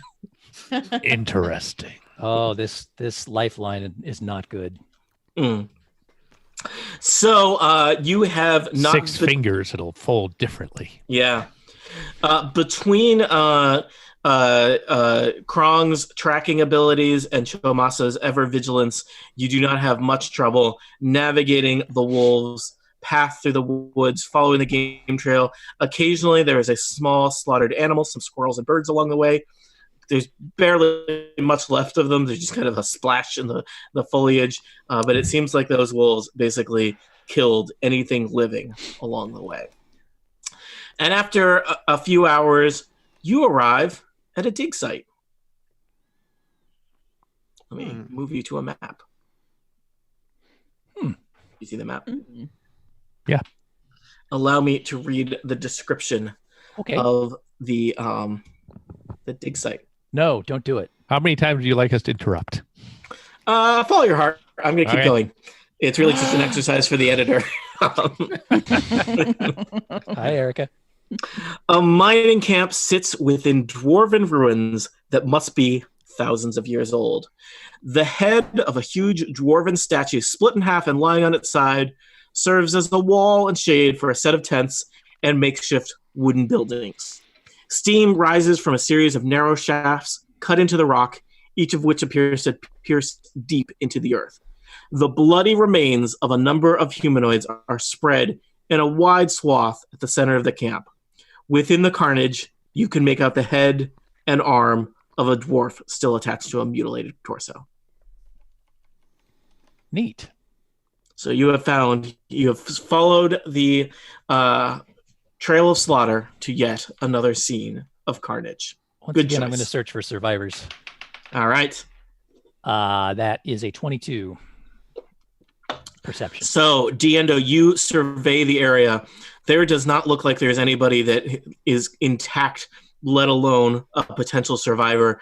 And in fact, you are quick to spot, kind of rooting around in the remains, 2 rather fearsome-looking dogs that I'm going to place on the map. Oh, dear. Why are these dogs fearsome? Well, they're dogs, and dogs are bad. I'm gonna get, yeah. You can send email to me about dogs too. I love dogs at jasonsnell.dogs.com. Ask Cool Cat about it. Cool Cat loves dogs. How do you feel about dogs, Cool Cat? Specifically, Diendo, you immediately have a bad feeling about these dogs because they are rooting around in carnage, eating blood and visceral bits, and also they have a non-traditional dog status, which is that they have 2 heads. Visceral What? Bits. Visceral bits. I'm going to get me some visceral bits. Yay! Only they do it So, in stereo because there's 2 I will heads. say that the dogs look up and see all of you standing on the edge of the campsite. Who's a good boy? I think I could speak Not dog. me. So we could try talking to them. Go for it. Um, Talk fast. I have 2 swords ready. They seem to have a turn order already. That's interesting. That just in case your great idea doesn't work out. Pay no attention to the initiative to the left of the curtain. Yeah, hold on. Just gonna roll some dice over here. No reason. Let's go with that. Hey guys, how's it going? 4 dog heads from 2 dogs bare their teeth and growl back at you. Samson, would you like to do a nature check as a free action? Sure. Yeah, the answer to that is always like, why not? 13 plus 3, 16. All right, you recognize that these are a specific type of monster known as a death dog. A death dog is a wretched What did they two-headed do? hound that roams plains, deserts, and the Underdark. Hate burns at a death dog's heart. That seems like where hate would burn, yeah? You didn't And a say taste- mountains. Yeah. These Ooh. are the diametrical opposite to Cool Cat. That's assume that was a totally intentional thematic choice. Where was I? Hate burns at a death dog's heart, and a taste for humanoid flesh drives it to attract travelers and explorers and foolish adventurers. I will even tell you, what did you roll, Samson? It was like 16? 16, yeah. Yeah, I'll say that you know this. Death dog saliva carries a foul disease. We shouldn't get bitten by these. All right, you should all roll initiatives because the death dogs already did. Oh. Is that what that was? Yeah. Who knew? Slightly not better good. this time. Got an 18.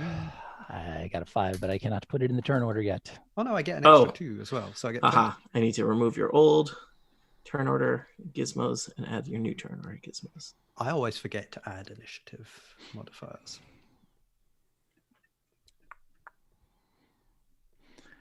They shouldn't call you death dogs. They should call you dumb dogs. That's unkind to dogs. That You're are ugly and deaf. your hair looks like dog hair. All right, you should now be able to add your initiatives. Listen, we all burn to attack every humanoid we see. You have to be civilized. Monty, I enjoy all of your characters, but these are good. Listeners, I will tell you, I think when you're running a one-shot or a short adventure, encourage your friends or your players, if you're the dungeon master, If you hate, choose if wacky. you hate your players, they're not your friends. Still Yeah. encourage them.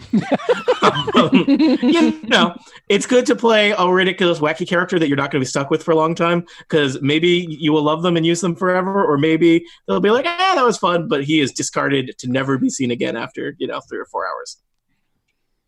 I'd like 4 hours. picturing why Krong and Cool Cat hang out. Yeah, They seem like they have different points of view on the world. I assume that they Cool have Cat loves everything. You'd be surprised. there's a backstory. Cool Cat- maybe Cool- you were Cool Cat loves you. distant cousins met at a family reunion. They're a buddy comedy waiting. to I happen. wanted to choose a non-Dungeons, like the Dungeons and Dragons obvious backstory is like, oh, so and so saved your life, and so you're eternally tied to them. But no, met at a family reunion is Well, I'm picturing like there's a scene in Cool Cat Saves the Kids where Cool Cat is like lecturing children on doing good. Then we just pan over a little bit. There's a bugbear standing there. Yeah, he's just off camera. That's what convinces Yeah. the kids to listen to Cool Cat is that there's a Yeah. monster right there. Don't bring guns to school. Yeah, Krong seems like the kind of guy who would be an elected official in his condo association, is what I'm saying, in Southern California. Very specific. Yeah. So, all right. So, thankfully, Diendo spotted the death dogs before they could sneak up and attack you. And so many of you get to go before the death dogs. In fact, only Diendo is kind of caught flat-footed. So, Samson I was busily Jotham. letting everybody else know about the death dogs. Yeah. I turned Samson around, Jotham. faced the other direction, and said, "Hey, everybody!" And then you turned around and they had already closed with you. Oh shoot! Samson, you are first in the initiative order. Right? So on the map, you see the kind of site of the campsite, and there are 2 death dogs. They're pretty far apart. I would say one's off 20 feet from the group to the east, and one's off kind of 20 feet from the group to the west, both in the kind of southeast and southwest direction from where you are. I don't know if that totally lines up with what made sense with you heading west, but deal with it. Do these two have separate initiatives, or is it just happenstance that it says Death Dog 1 in the initiative? They move on the same initiative. Okay. Well, I think violence is probably the answer here. Always. So you're going to do something with an abacus again, is what I'm hearing? I think I'm going to save the abacus for something that doesn't look like it can jump out the way. So Like a statue. Yes. Or, like a sloth. Something slow moving. A Death dire sloths. sloth. A dire sloth. I look forward to the death dire sloths that are to come. I'll shoot it with a short bow. Are you targeting Death Dog? I have labeled them Death Dog 1 and Death Dog 2. Which one do you like? Well, I don't know if I would say I like either of them really at this point. Curry favor with the Death Dogs. I tried talking to them. They just growled. So I think the leader is clearly Death Dog number 1. So I'll shoot Death Dog number 1. All right. A little presumptuous. Well, if I was the leader, I wouldn't give myself the name Death Dog number 2. I roll a 19 plus 4. All right. You plug that Death Dog with another trusty arrow from your laser gun, which is what you call your short bow. Yeah. Roll me damage. And it's a 1d6 plus 2. So I get 3 plus 2 is 5. All right. The Death Dog looks annoyed at you. I think I've annoyed a Death Dog. This is probably an unwise course of action. I don't see how it could go wrong. Who is next? It's me. Cat. Cool Cat is going. Cool Cat. Cool Cat's going to go kind of in the second line. He's going to step to the back, and then he's going to hurl a boomerang at Death Dog number 1. Mm-hmm. Taking the boomerang out of his boomerang pocket, of course. All right. Some coins. That's a 7. I would like to see you try to throw the boomerang while it is still in your pocket. Yeah. He may have just attempted that. Well, the boomerang, the boomerang sails peacefully around. It does a whole circuit of the dig site and returns to your hand. Oh well. Was that it? On the back of the head. I think that's it. Maybe the Death Dogs were intimidated by it. I bet Death Dogs catch boomerangs in their mouths all day. Krong. Karong. Karong. The apostrophe is there. It is a very important part of our language. Just because you guys said it twice doesn't make it a correct. I will walk into these trees, and I would like to use bonus action hide. Those are actually, I'll still allow you to hide. That is actually, I know the map is a little bit confusing. That is the steam rising from the strange vents cut into the earth. But I bet you can hide in steam, right? I'm very stealthy. I rolled an 18 to try to lose myself in the steam. All right. The bugbear, not bugbear. You're a bugbear. You're a bugbear. The two-headed dog near you is going to attempt to try and see you. He does have, get this, perception, or bonus to perception checks because 2 heads. It did, what did you get? 18.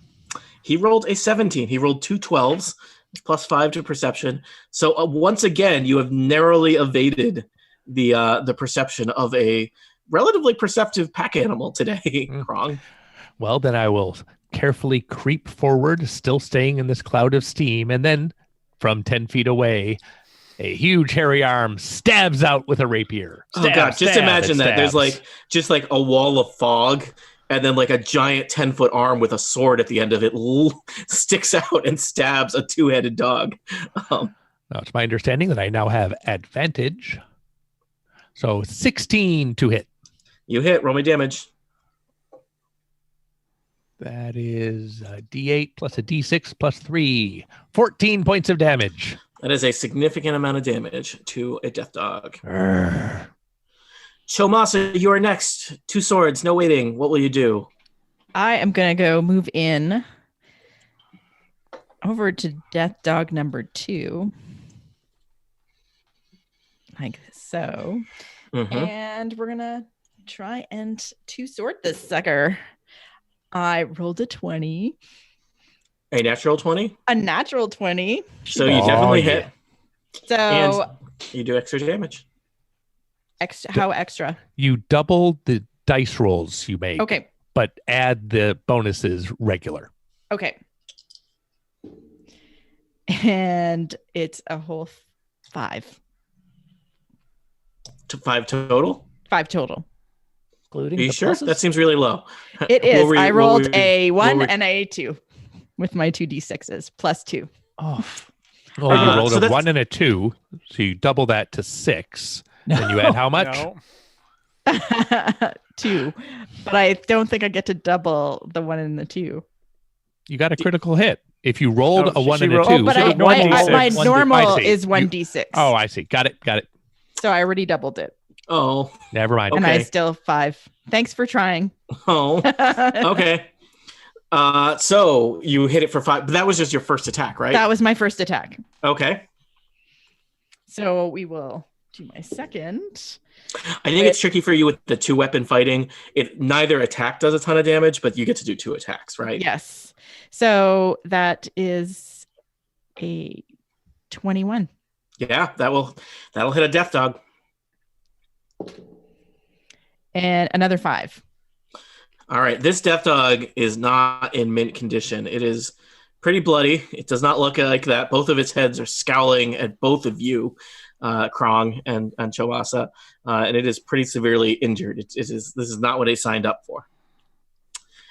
Speaking of death dogs, it's Team Death Dog. Yeah, death dogs. Woo! Wait. Don't cheer for that. I mean, Let's see. boo? Ooh.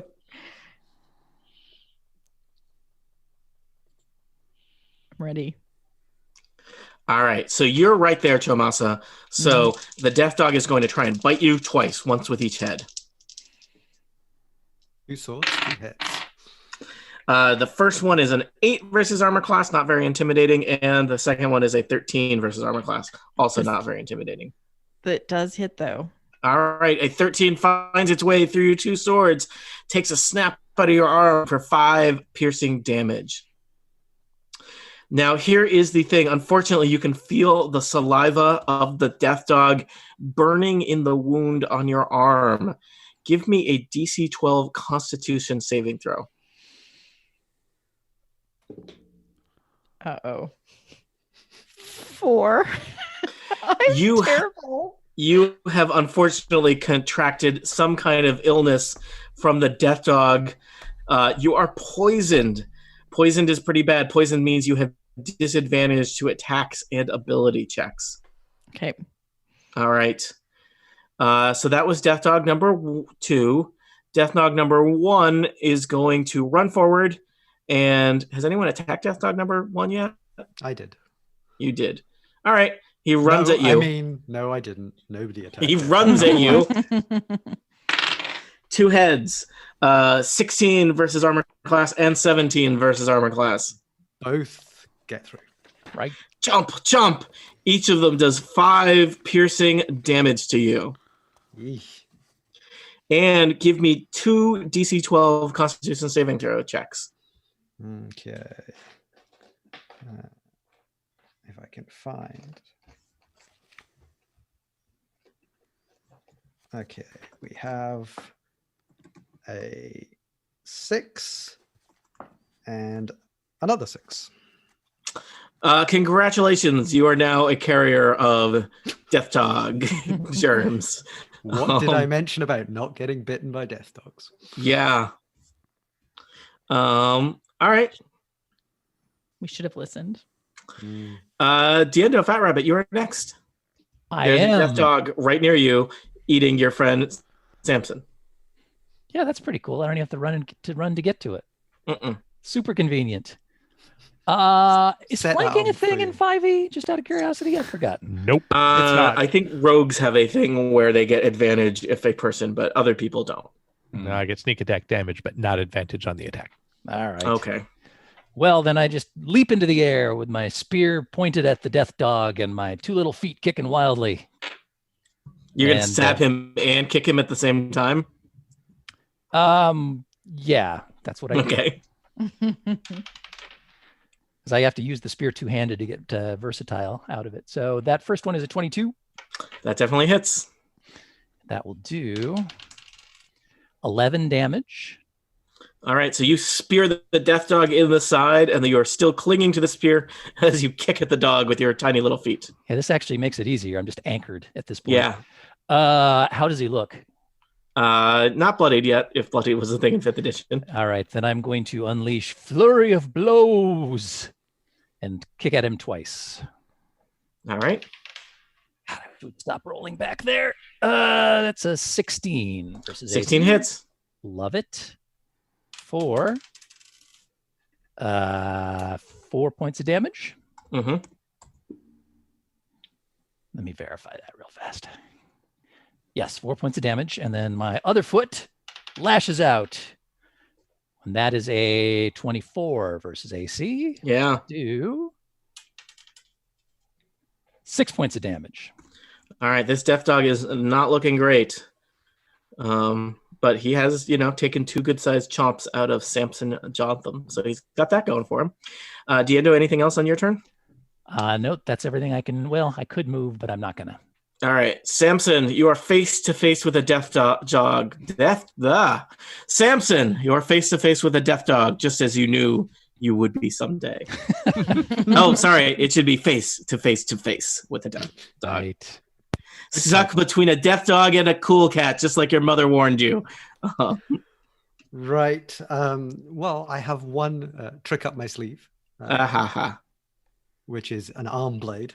So Yeah. I shall reach forward and stab said death dog in the head. With your arm blade. At Which least head? attempt to.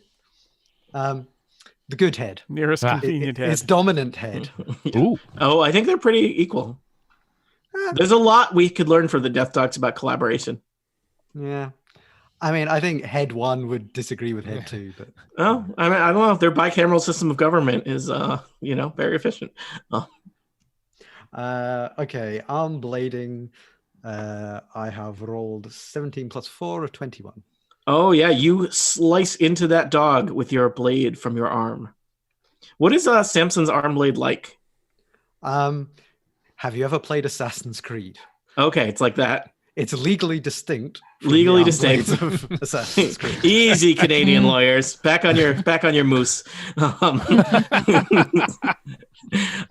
For people who have not played Assassin's Creed, would you like to paint them a word picture of your arm blade?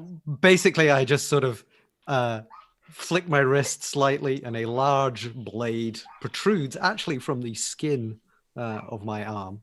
Because it is built in, unlike the Assassin's Creed variety, which is why it's legally distinct. Mm-hmm. And it's just very helpful if you're right next to somebody and you can stab them in the head. It's got you've got a tattoo on your forearm that says, "In case of death dog, remember that you have an arm blade." Yes, Like Ryan Reynolds had in X-Men Origins Wolverine. But better. So I believe you've hit. I don't believe you've rolled damage yet. No, we need to talk about arm blades for another half an hour. No. I have rolled Arm blade, more like harm blade. Am I right? I have rolled a 4 plus 2, 6. All right. This death dog is maybe one good hit or 2 little hits from being just a death. He can't poison me again. That's true. Oh, you know what? You just didn't attack. You remember what happens when you attack and you're poisoned? No. You have disadvantage. You may not have hit. Okay. Well, Roll let's say again. I roll a dice again. Yep, let's try it. I rolled a 14 plus 4. That's still very good. You somehow, through your death dog fever, are able to stab that death dog. Death Dog Fever was a great single in the 80s. Thank you, James. All right. Speaking of death dogs, it's time for the coolest cat that you know. Way cooler than legal cool cat. It's illegal off-brand cool cat. Cool cat. Oh, no. Chucks another boomerang. It's the same boomerang. 12. Do you just checking? This is like what you do? Yes. Throw boomerangs. Yes. You're a bard. I figured there'd be something musical involved at some point. Well, I'm saving Just those. for healing? I'm saving Just those for for healing and also for big attacks, but I'm saving those All right. for these dogs. Just 12 All right. hits. Also, the boomerangs kind of make a whistling musical tone as Indeed, they a go around. 12 will hit a death dog, and it looks like you have rolled 7 damage. Indeed. The boomerang hits the death dog squarely in the head, and the death dog goes and falls over. What does Cool Cat do when he kills the death dog? He does a little dance that goes like this. It makes me happy that I killed a death dog. Yeah! Yeah! Cool Cat. It reminds me of how the real Cool Cat is always celebrating death. I think at this point, Samson makes a comment in Squirrel to Chimasa. Cats killing dogs. It's what it's all about, people. Cool Cat, would you like to move or do anything else? I would not. All right. Across the battlefield, Krong still hides in a big steam cloud, but within reach of the remaining death dog. Well, I'm not hidden anymore. I would like to, once you attack out of it, it doesn't work anymore. I would like to re-hide if you'll let me do that with my bonus action. Sort of fade into the steam at 12. I mean, there's literally a column of smoke here. The death dog is pretty sure it knows where you are. Okay. Which is to say you're not hidden. Yeah, that's fine. I will attack without advantage with my rapier. 22 to hit. Roll me damage.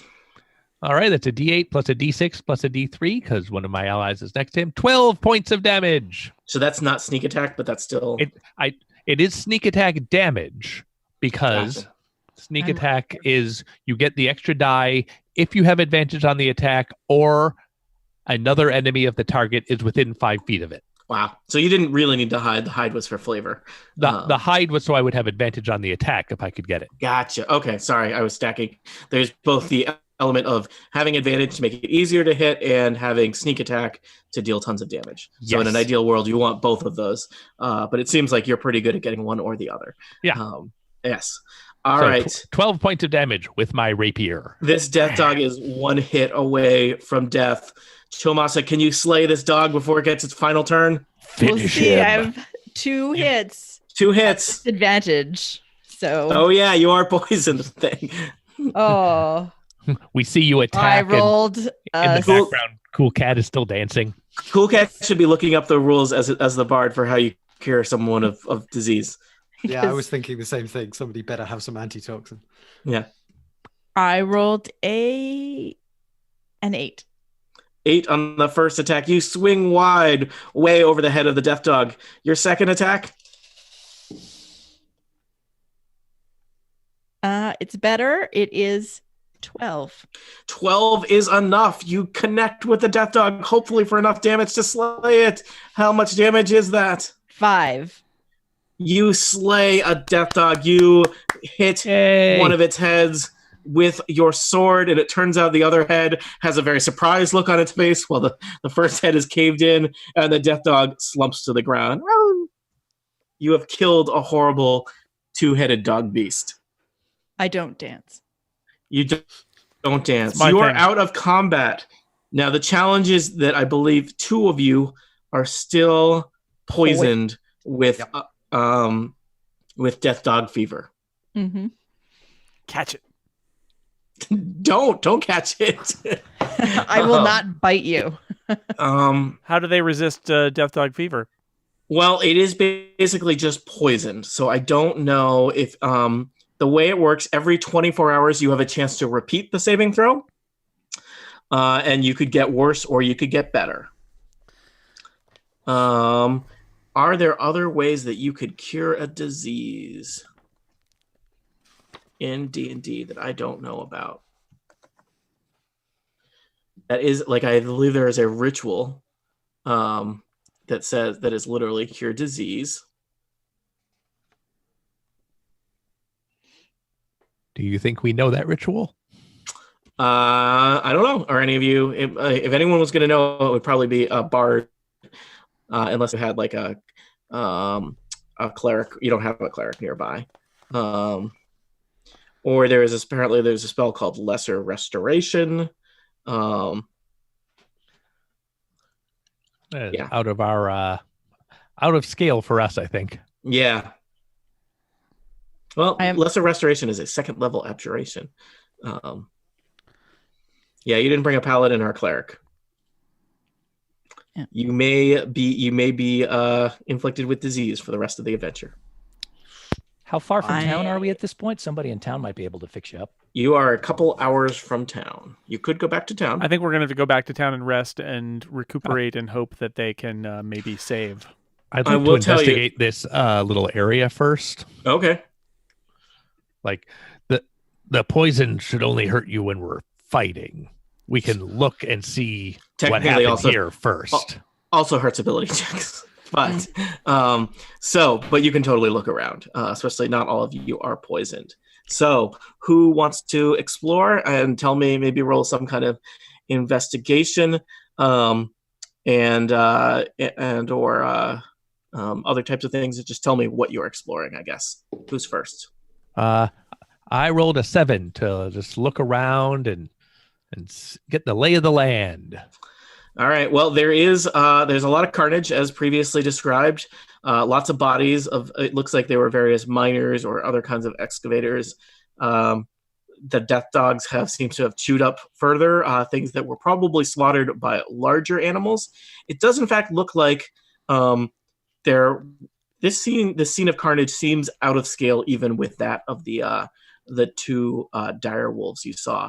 And in fact, I will tell you, Krong, as you look around, there's a large, obvious kind of opening to a mine over here on the bottom of the map. There are several large creatures here. It looks like one of them is kind of like a dinosaur-esque. The other one just seems to be like a big, angry tree. And it's like they've killed each other. And there's other smaller, various monster creatures stacked around. It looks like there was basically like a giant monster arena fight here. Giant in terms of scale of the fight, not of the monsters themselves. Have you guys seen this monster fight club over here? And it occurs to some of you, who is familiar with death dogs? At least Samson, right? Yeah, I think I would be. Samson, you were familiar with death dogs, which are these kind of awful creatures. They're usually it would be unusual for them to attack adventurers, right? They usually kind of skulk about and eat remains, right? They're like carrion feeders. So the fact that familiar with them at this point, really. Yeah, the fact that these two death dogs attacked you seemed extremely violent for them, out of characteristically violent for them. Yeah. Combined with the behavior we're seeing from the dire wolves, something is clearly up. Yeah. Does anyone else want to investigate or poke around? I'd like to take a look down the steaming shafts. All right. Wow. Classic Steve line. Yeah. That's a 17. There's these shafts cut deep into the earth with kind of this weird steam fog coming out of them. The shafts are very steep and angled sharply. Seems like probably not a safe way to descend into the mine. Also, probably few creatures bigger than Diendo would be able to fit down the shafts. It seems like the steam would like hold you up, so you could just slowly drift down to the bottom. Is that how steam works? Is that gravity? Diendo has an intelligence of 8. Yes. What's gravity? I think Samson is just trying to work out what would happen if you put a death dog down one of those shafts, just to see. Chomasa, do you want to be doing anything right now? I would like to look at the statues. All right. Give me some kind of perception or investigation or something like that. I rolled an 18 perception. Okay. The statues look like they're pretty old and decrepit. They have probably been here for a few hundred years. They look like they are dwarven in construction and motif. With my extensive dwarven training, I feel I should check out the statues and see if I get any clues from them. You're like somebody who went to Italy for a summer and won't stop talking about it. Look, I trained for decades. Ciao. And I haven't been able to drop my dwarven accent. Yes. My favorite is the people that like go to Ireland for like 3 weeks and they come back with an Irish accent that they never would have used in Ireland, but like day one off the plane in America, they're always Let me tell you about my dwarven heritage. Oh, if you go back long enough. Yeah, like suddenly you're wearing like a very ornate dwarven scarf that you won't shut up about. I don't like how my character has suddenly become this person. But fine, we'll roll with it. Yeah, Tony is I- turning your character into one of his characters. Yes. you can't write my backstory. I rolled a 16. Yeah, it's clearly dwarven. You recognize some of the signature imprinting of the Deep River Dwarven clan.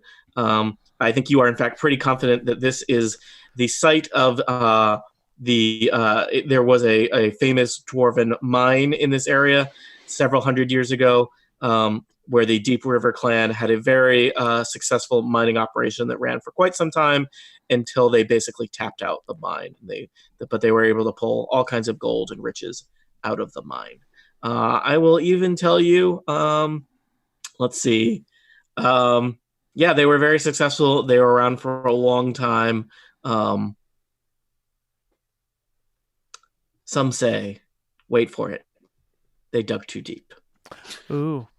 It's always the way with mines. Yeah. Is that it, or horrors at am I the still bottom. waiting? Nope, Do that we- was it. do we have- Samson, you know specifically that you were probably at the base of a mountain known as Gold Peak, for that was where the mine was located, where all the gold was pulled out. So I will inform all my colleagues of all this information that you've just told us. Gold Peak is the name Yes. of the mountain with all the gold in it. It was named after they found the gold, just to be clear. Okay. That was lucky. Yeah. Nominative determinism at its finest. Cool Cat rolled a 10 investigation to try and figure out maybe where these death dogs came from. Cool Cat's all about following the trail of the animals.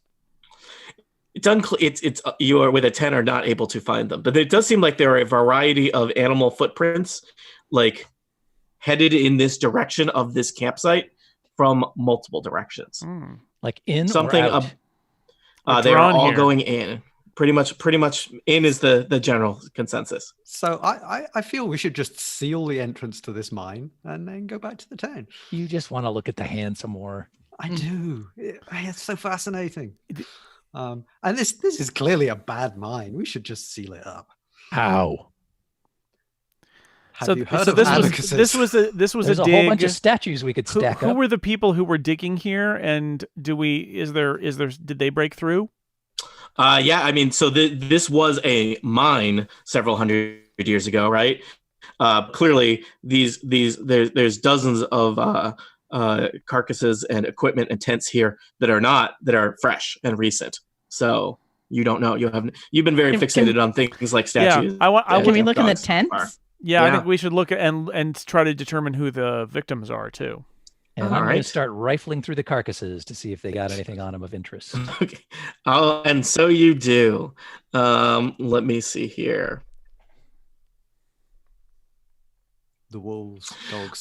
So there are 0 survivors at this campsite, and in fact, most of the corpses are pretty heavily gnawed on, destroyed. It's an assortment of dwarves and humans, and they are none of them look like fighters by their equipment. They seem to be armed with a variety of mining and prospecting gear. Steve, Well, that sounds great, Tony. What kind Just of gear they got? Pitchforks? Back in the old times, the dwarves had a mine wait, down wait. here. Pitchforks? did you just suggest that a prospector uses a pitchfork? I sure did. Wow, that's some suburban garbage right there. I'm looking for a golden needle in a I haystack. got a patch of hay out back. Well, we got that out of our system. Surely that won't come up again. I'd like to change my character. It's a team of 5 dwarven prospectors with pitchforks. And I will tell you, Cool Cat, you find, in fact, there's kind of a logbook. It looks like it's kind of a journal of one Grenwald Windcastle, who was the leader of this expedition, which looks like it was more of a kind of an archaeological treasure hunting undertaking, and not a not a mining operation, and that they came here looking for lost riches or some kind of vault. But they only found death. Presumably he was attacked between journal sessions and not mid writing in a journal. And I have Doesn't only go found. arg. Yes. Oh he no, was- the wolves! No. Yeah, and then there's a bloody paw print at the end that says like, "This is our journal now." So, Wow, something just bit me. I must put down my pen to investigate. yes. I will also tell you, in the same tent as the journal, you find a pretty substantial looking steel lockbox. I wonder if it's full of antitoxin. Oh, Yeah, they were prepared to be attacked by death dogs, Yeah, well, I mean, you know, as evidenced by their death. But there might be poison gas in the mine that they're worried about. Mhm. yeah. hey, you want? Can we try you to guys, open this box? You guys want me to Yeah. open this box? I think Yeah. I'd probably be Open pretty it. good at opening boxes. I got What? these tools specifically designed for opening locks. Do it. Yeah, I have a whole bunch of tools for All right, opening you boxes. go ahead then. Well, we can just sit No, here no, until no. we You, open the you go box. ahead, No, I mean- artificer. You know, you can't solve every problem with brute force. I was going to use my I can kick it. lockpicks as a Can I kick it? trained He's a rogue. thief and rogue, but no, you go ahead. Catapult an abacus at it. You do that once, and you get a reputation. And that was not a great opening move. It would have been if it worked. Would Which it is have? yes, Okay. it'd be my signature. Mm, something. mm. All right, what do I need to do to open this damn box? I mean, you do have a trained rogue. I mean, this is me really helping you out as a dungeon master. Like, Fine. I think he literally has thieves' tools. Do you have something? I mean, you probably I are great at. do also have thieves' tools. Oh, okay. And Did you steal them? It's a sleight of hand roll. Do you have proficiency with your thieves' tools, or you yes, know? I do. Oh, okay. Because some people just carry them. No, I mean, well, I've got a +2. What have you got? It's just a dexterity roll. I don't know what +2 means. I'm a fully realized character in a magical fantasy world. Thank you, It's Monty. It's a 5. Well, I investigate the materials of the box and say, I think You this want one's to do- yours. Tell you what. Let's team up. You Hey, yeah, teamwork. Can I borrow those thieves' tools? I want to try this. No. You see if it's trapped. Because I'm terrible at that. Good plan. What would that be? It's investigation.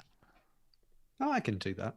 +3. No, I cannot. 5. You're pretty confident it's not trapped. Great. I will I pick hand it this over. lock. Here we go. All right. I hold it up to my face and delicately get a 23 on sleight of hand to pick this lock. It's just a All right, you are dexterity check. extremely successful in picking the lock. Unfortunately, +5 with dexterity. So you have also triggered the trap in the lock. And I was pretty sure there wasn't one, but and a poison dart fires out in the direction of your face. Oh, good, Ah, we're my all face. getting poisoned today. Only 8 versus AC though. well, that misses then, doesn't it? Yeah, it whistles past your eye and hits itself into the tarp of the tent behind you. So you now have an open lockbox there. We'll say you throw back the lid, and inside, this box was quite big. This was like a trunk, right? Inside are 22 gold bars. Whoa. Right. let's Good just take the gold and leave. Heavens. Each bar is marked with the same helm and battle axe insignia that you recognize as the marking of the Dwarven clan that ran this mining operation all those hundreds of years ago. So there are 22 gold bars. Each is worth 10 gold pieces each. So math is that many gold pieces. Good thing I brought an abacus. See, All right. 220. Yeah. You could have just saved us some time by having them be rolls of gold coins instead of bars. Or platinum makes them pieces, which are exactly harder. that. Well, we can hit people over the head with them. So, This is So this is platinum a peak significant. here. This is carrying this lockbox is probably somewhat inconvenient, but it is also probably more money than you've ever seen in one place before in your level 2 lives. It's weird that Ironically, this mine coins produces- don't weigh anything. Mm. It's weird that this mine produces gold in bar form. That's Yeah. unusual. Is there a smelting plant around here? It's probably on site. They're dwarves. They lived here. They had a whole operation. All right. Is there anything I mean, else in the trunk? also, Guys, the name of the adventure is Dwarven Vault. They probably had a vault near the mine. There's nothing else in the lockbox. It was just a lockbox where they kept gold. We could probably buy a lot of antitoxin with this gold. Hey, we could build our own weird hand and you could investigate it.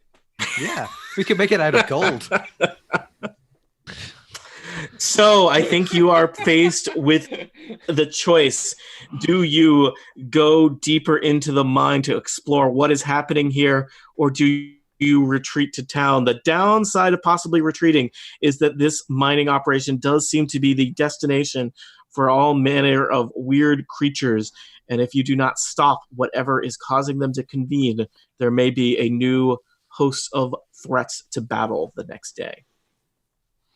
Well, I'm not in particularly great state. I mean, 2 of our 5 people can't attack without being at disadvantage. That's really bad.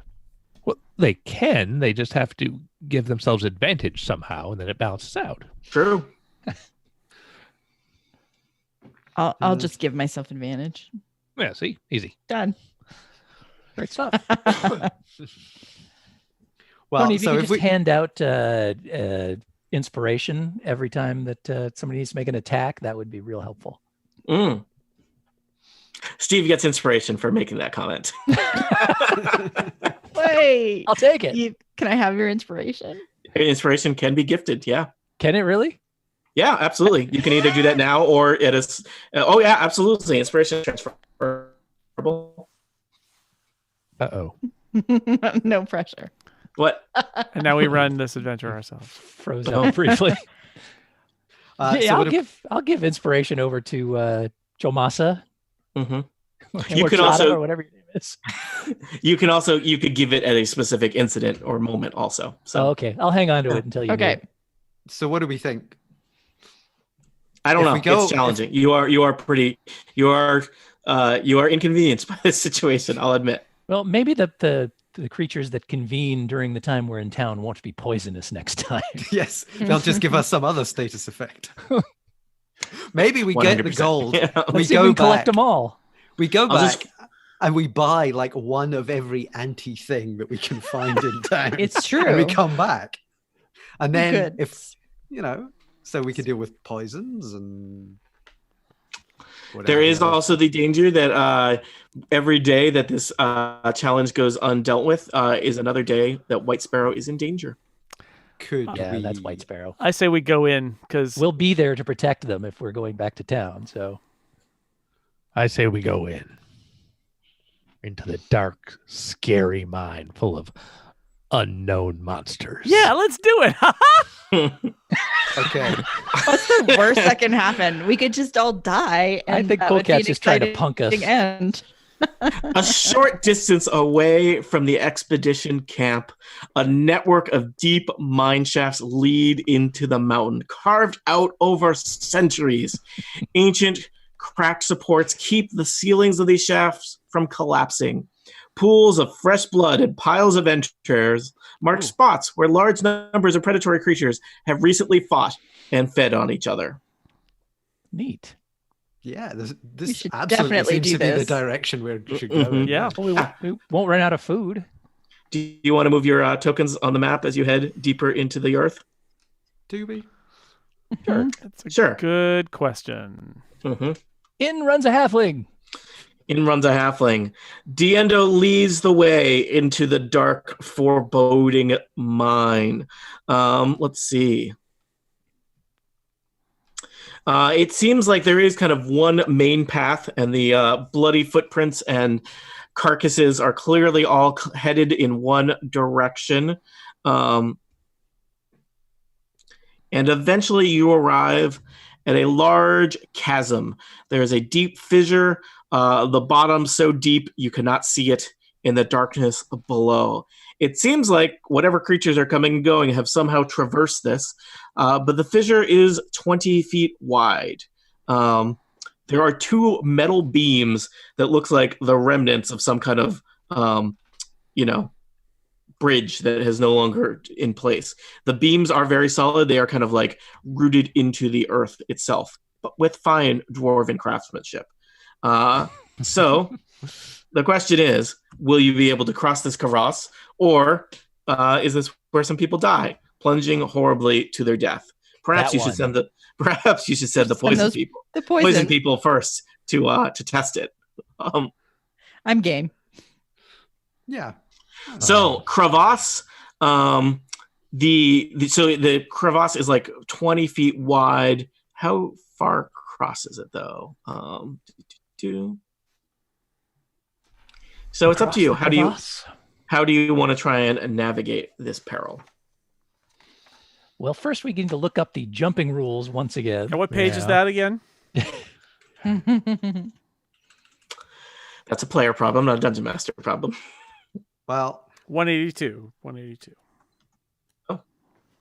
so I have some rope. I think I could probably tie the rope around one leg, tie the rope around Why would you tie it around your leg? Well, he's going to loop it under the beam, so if he falls down, he's dangling upside down. Yes. What is there a second part of your plan? How about waist? Could we put it around our waist? Okay. Yes, that would be the traditional place to tie a rope to yourself. I don't know. It's just me. Everybody's got opinions. I'm just James. That was a new level of stupidity in rope ideas. I'm just saying. Wow. Dude. Really, like tying a rope to your foot, like that's you basically pre-snared yourself. Yep. Um,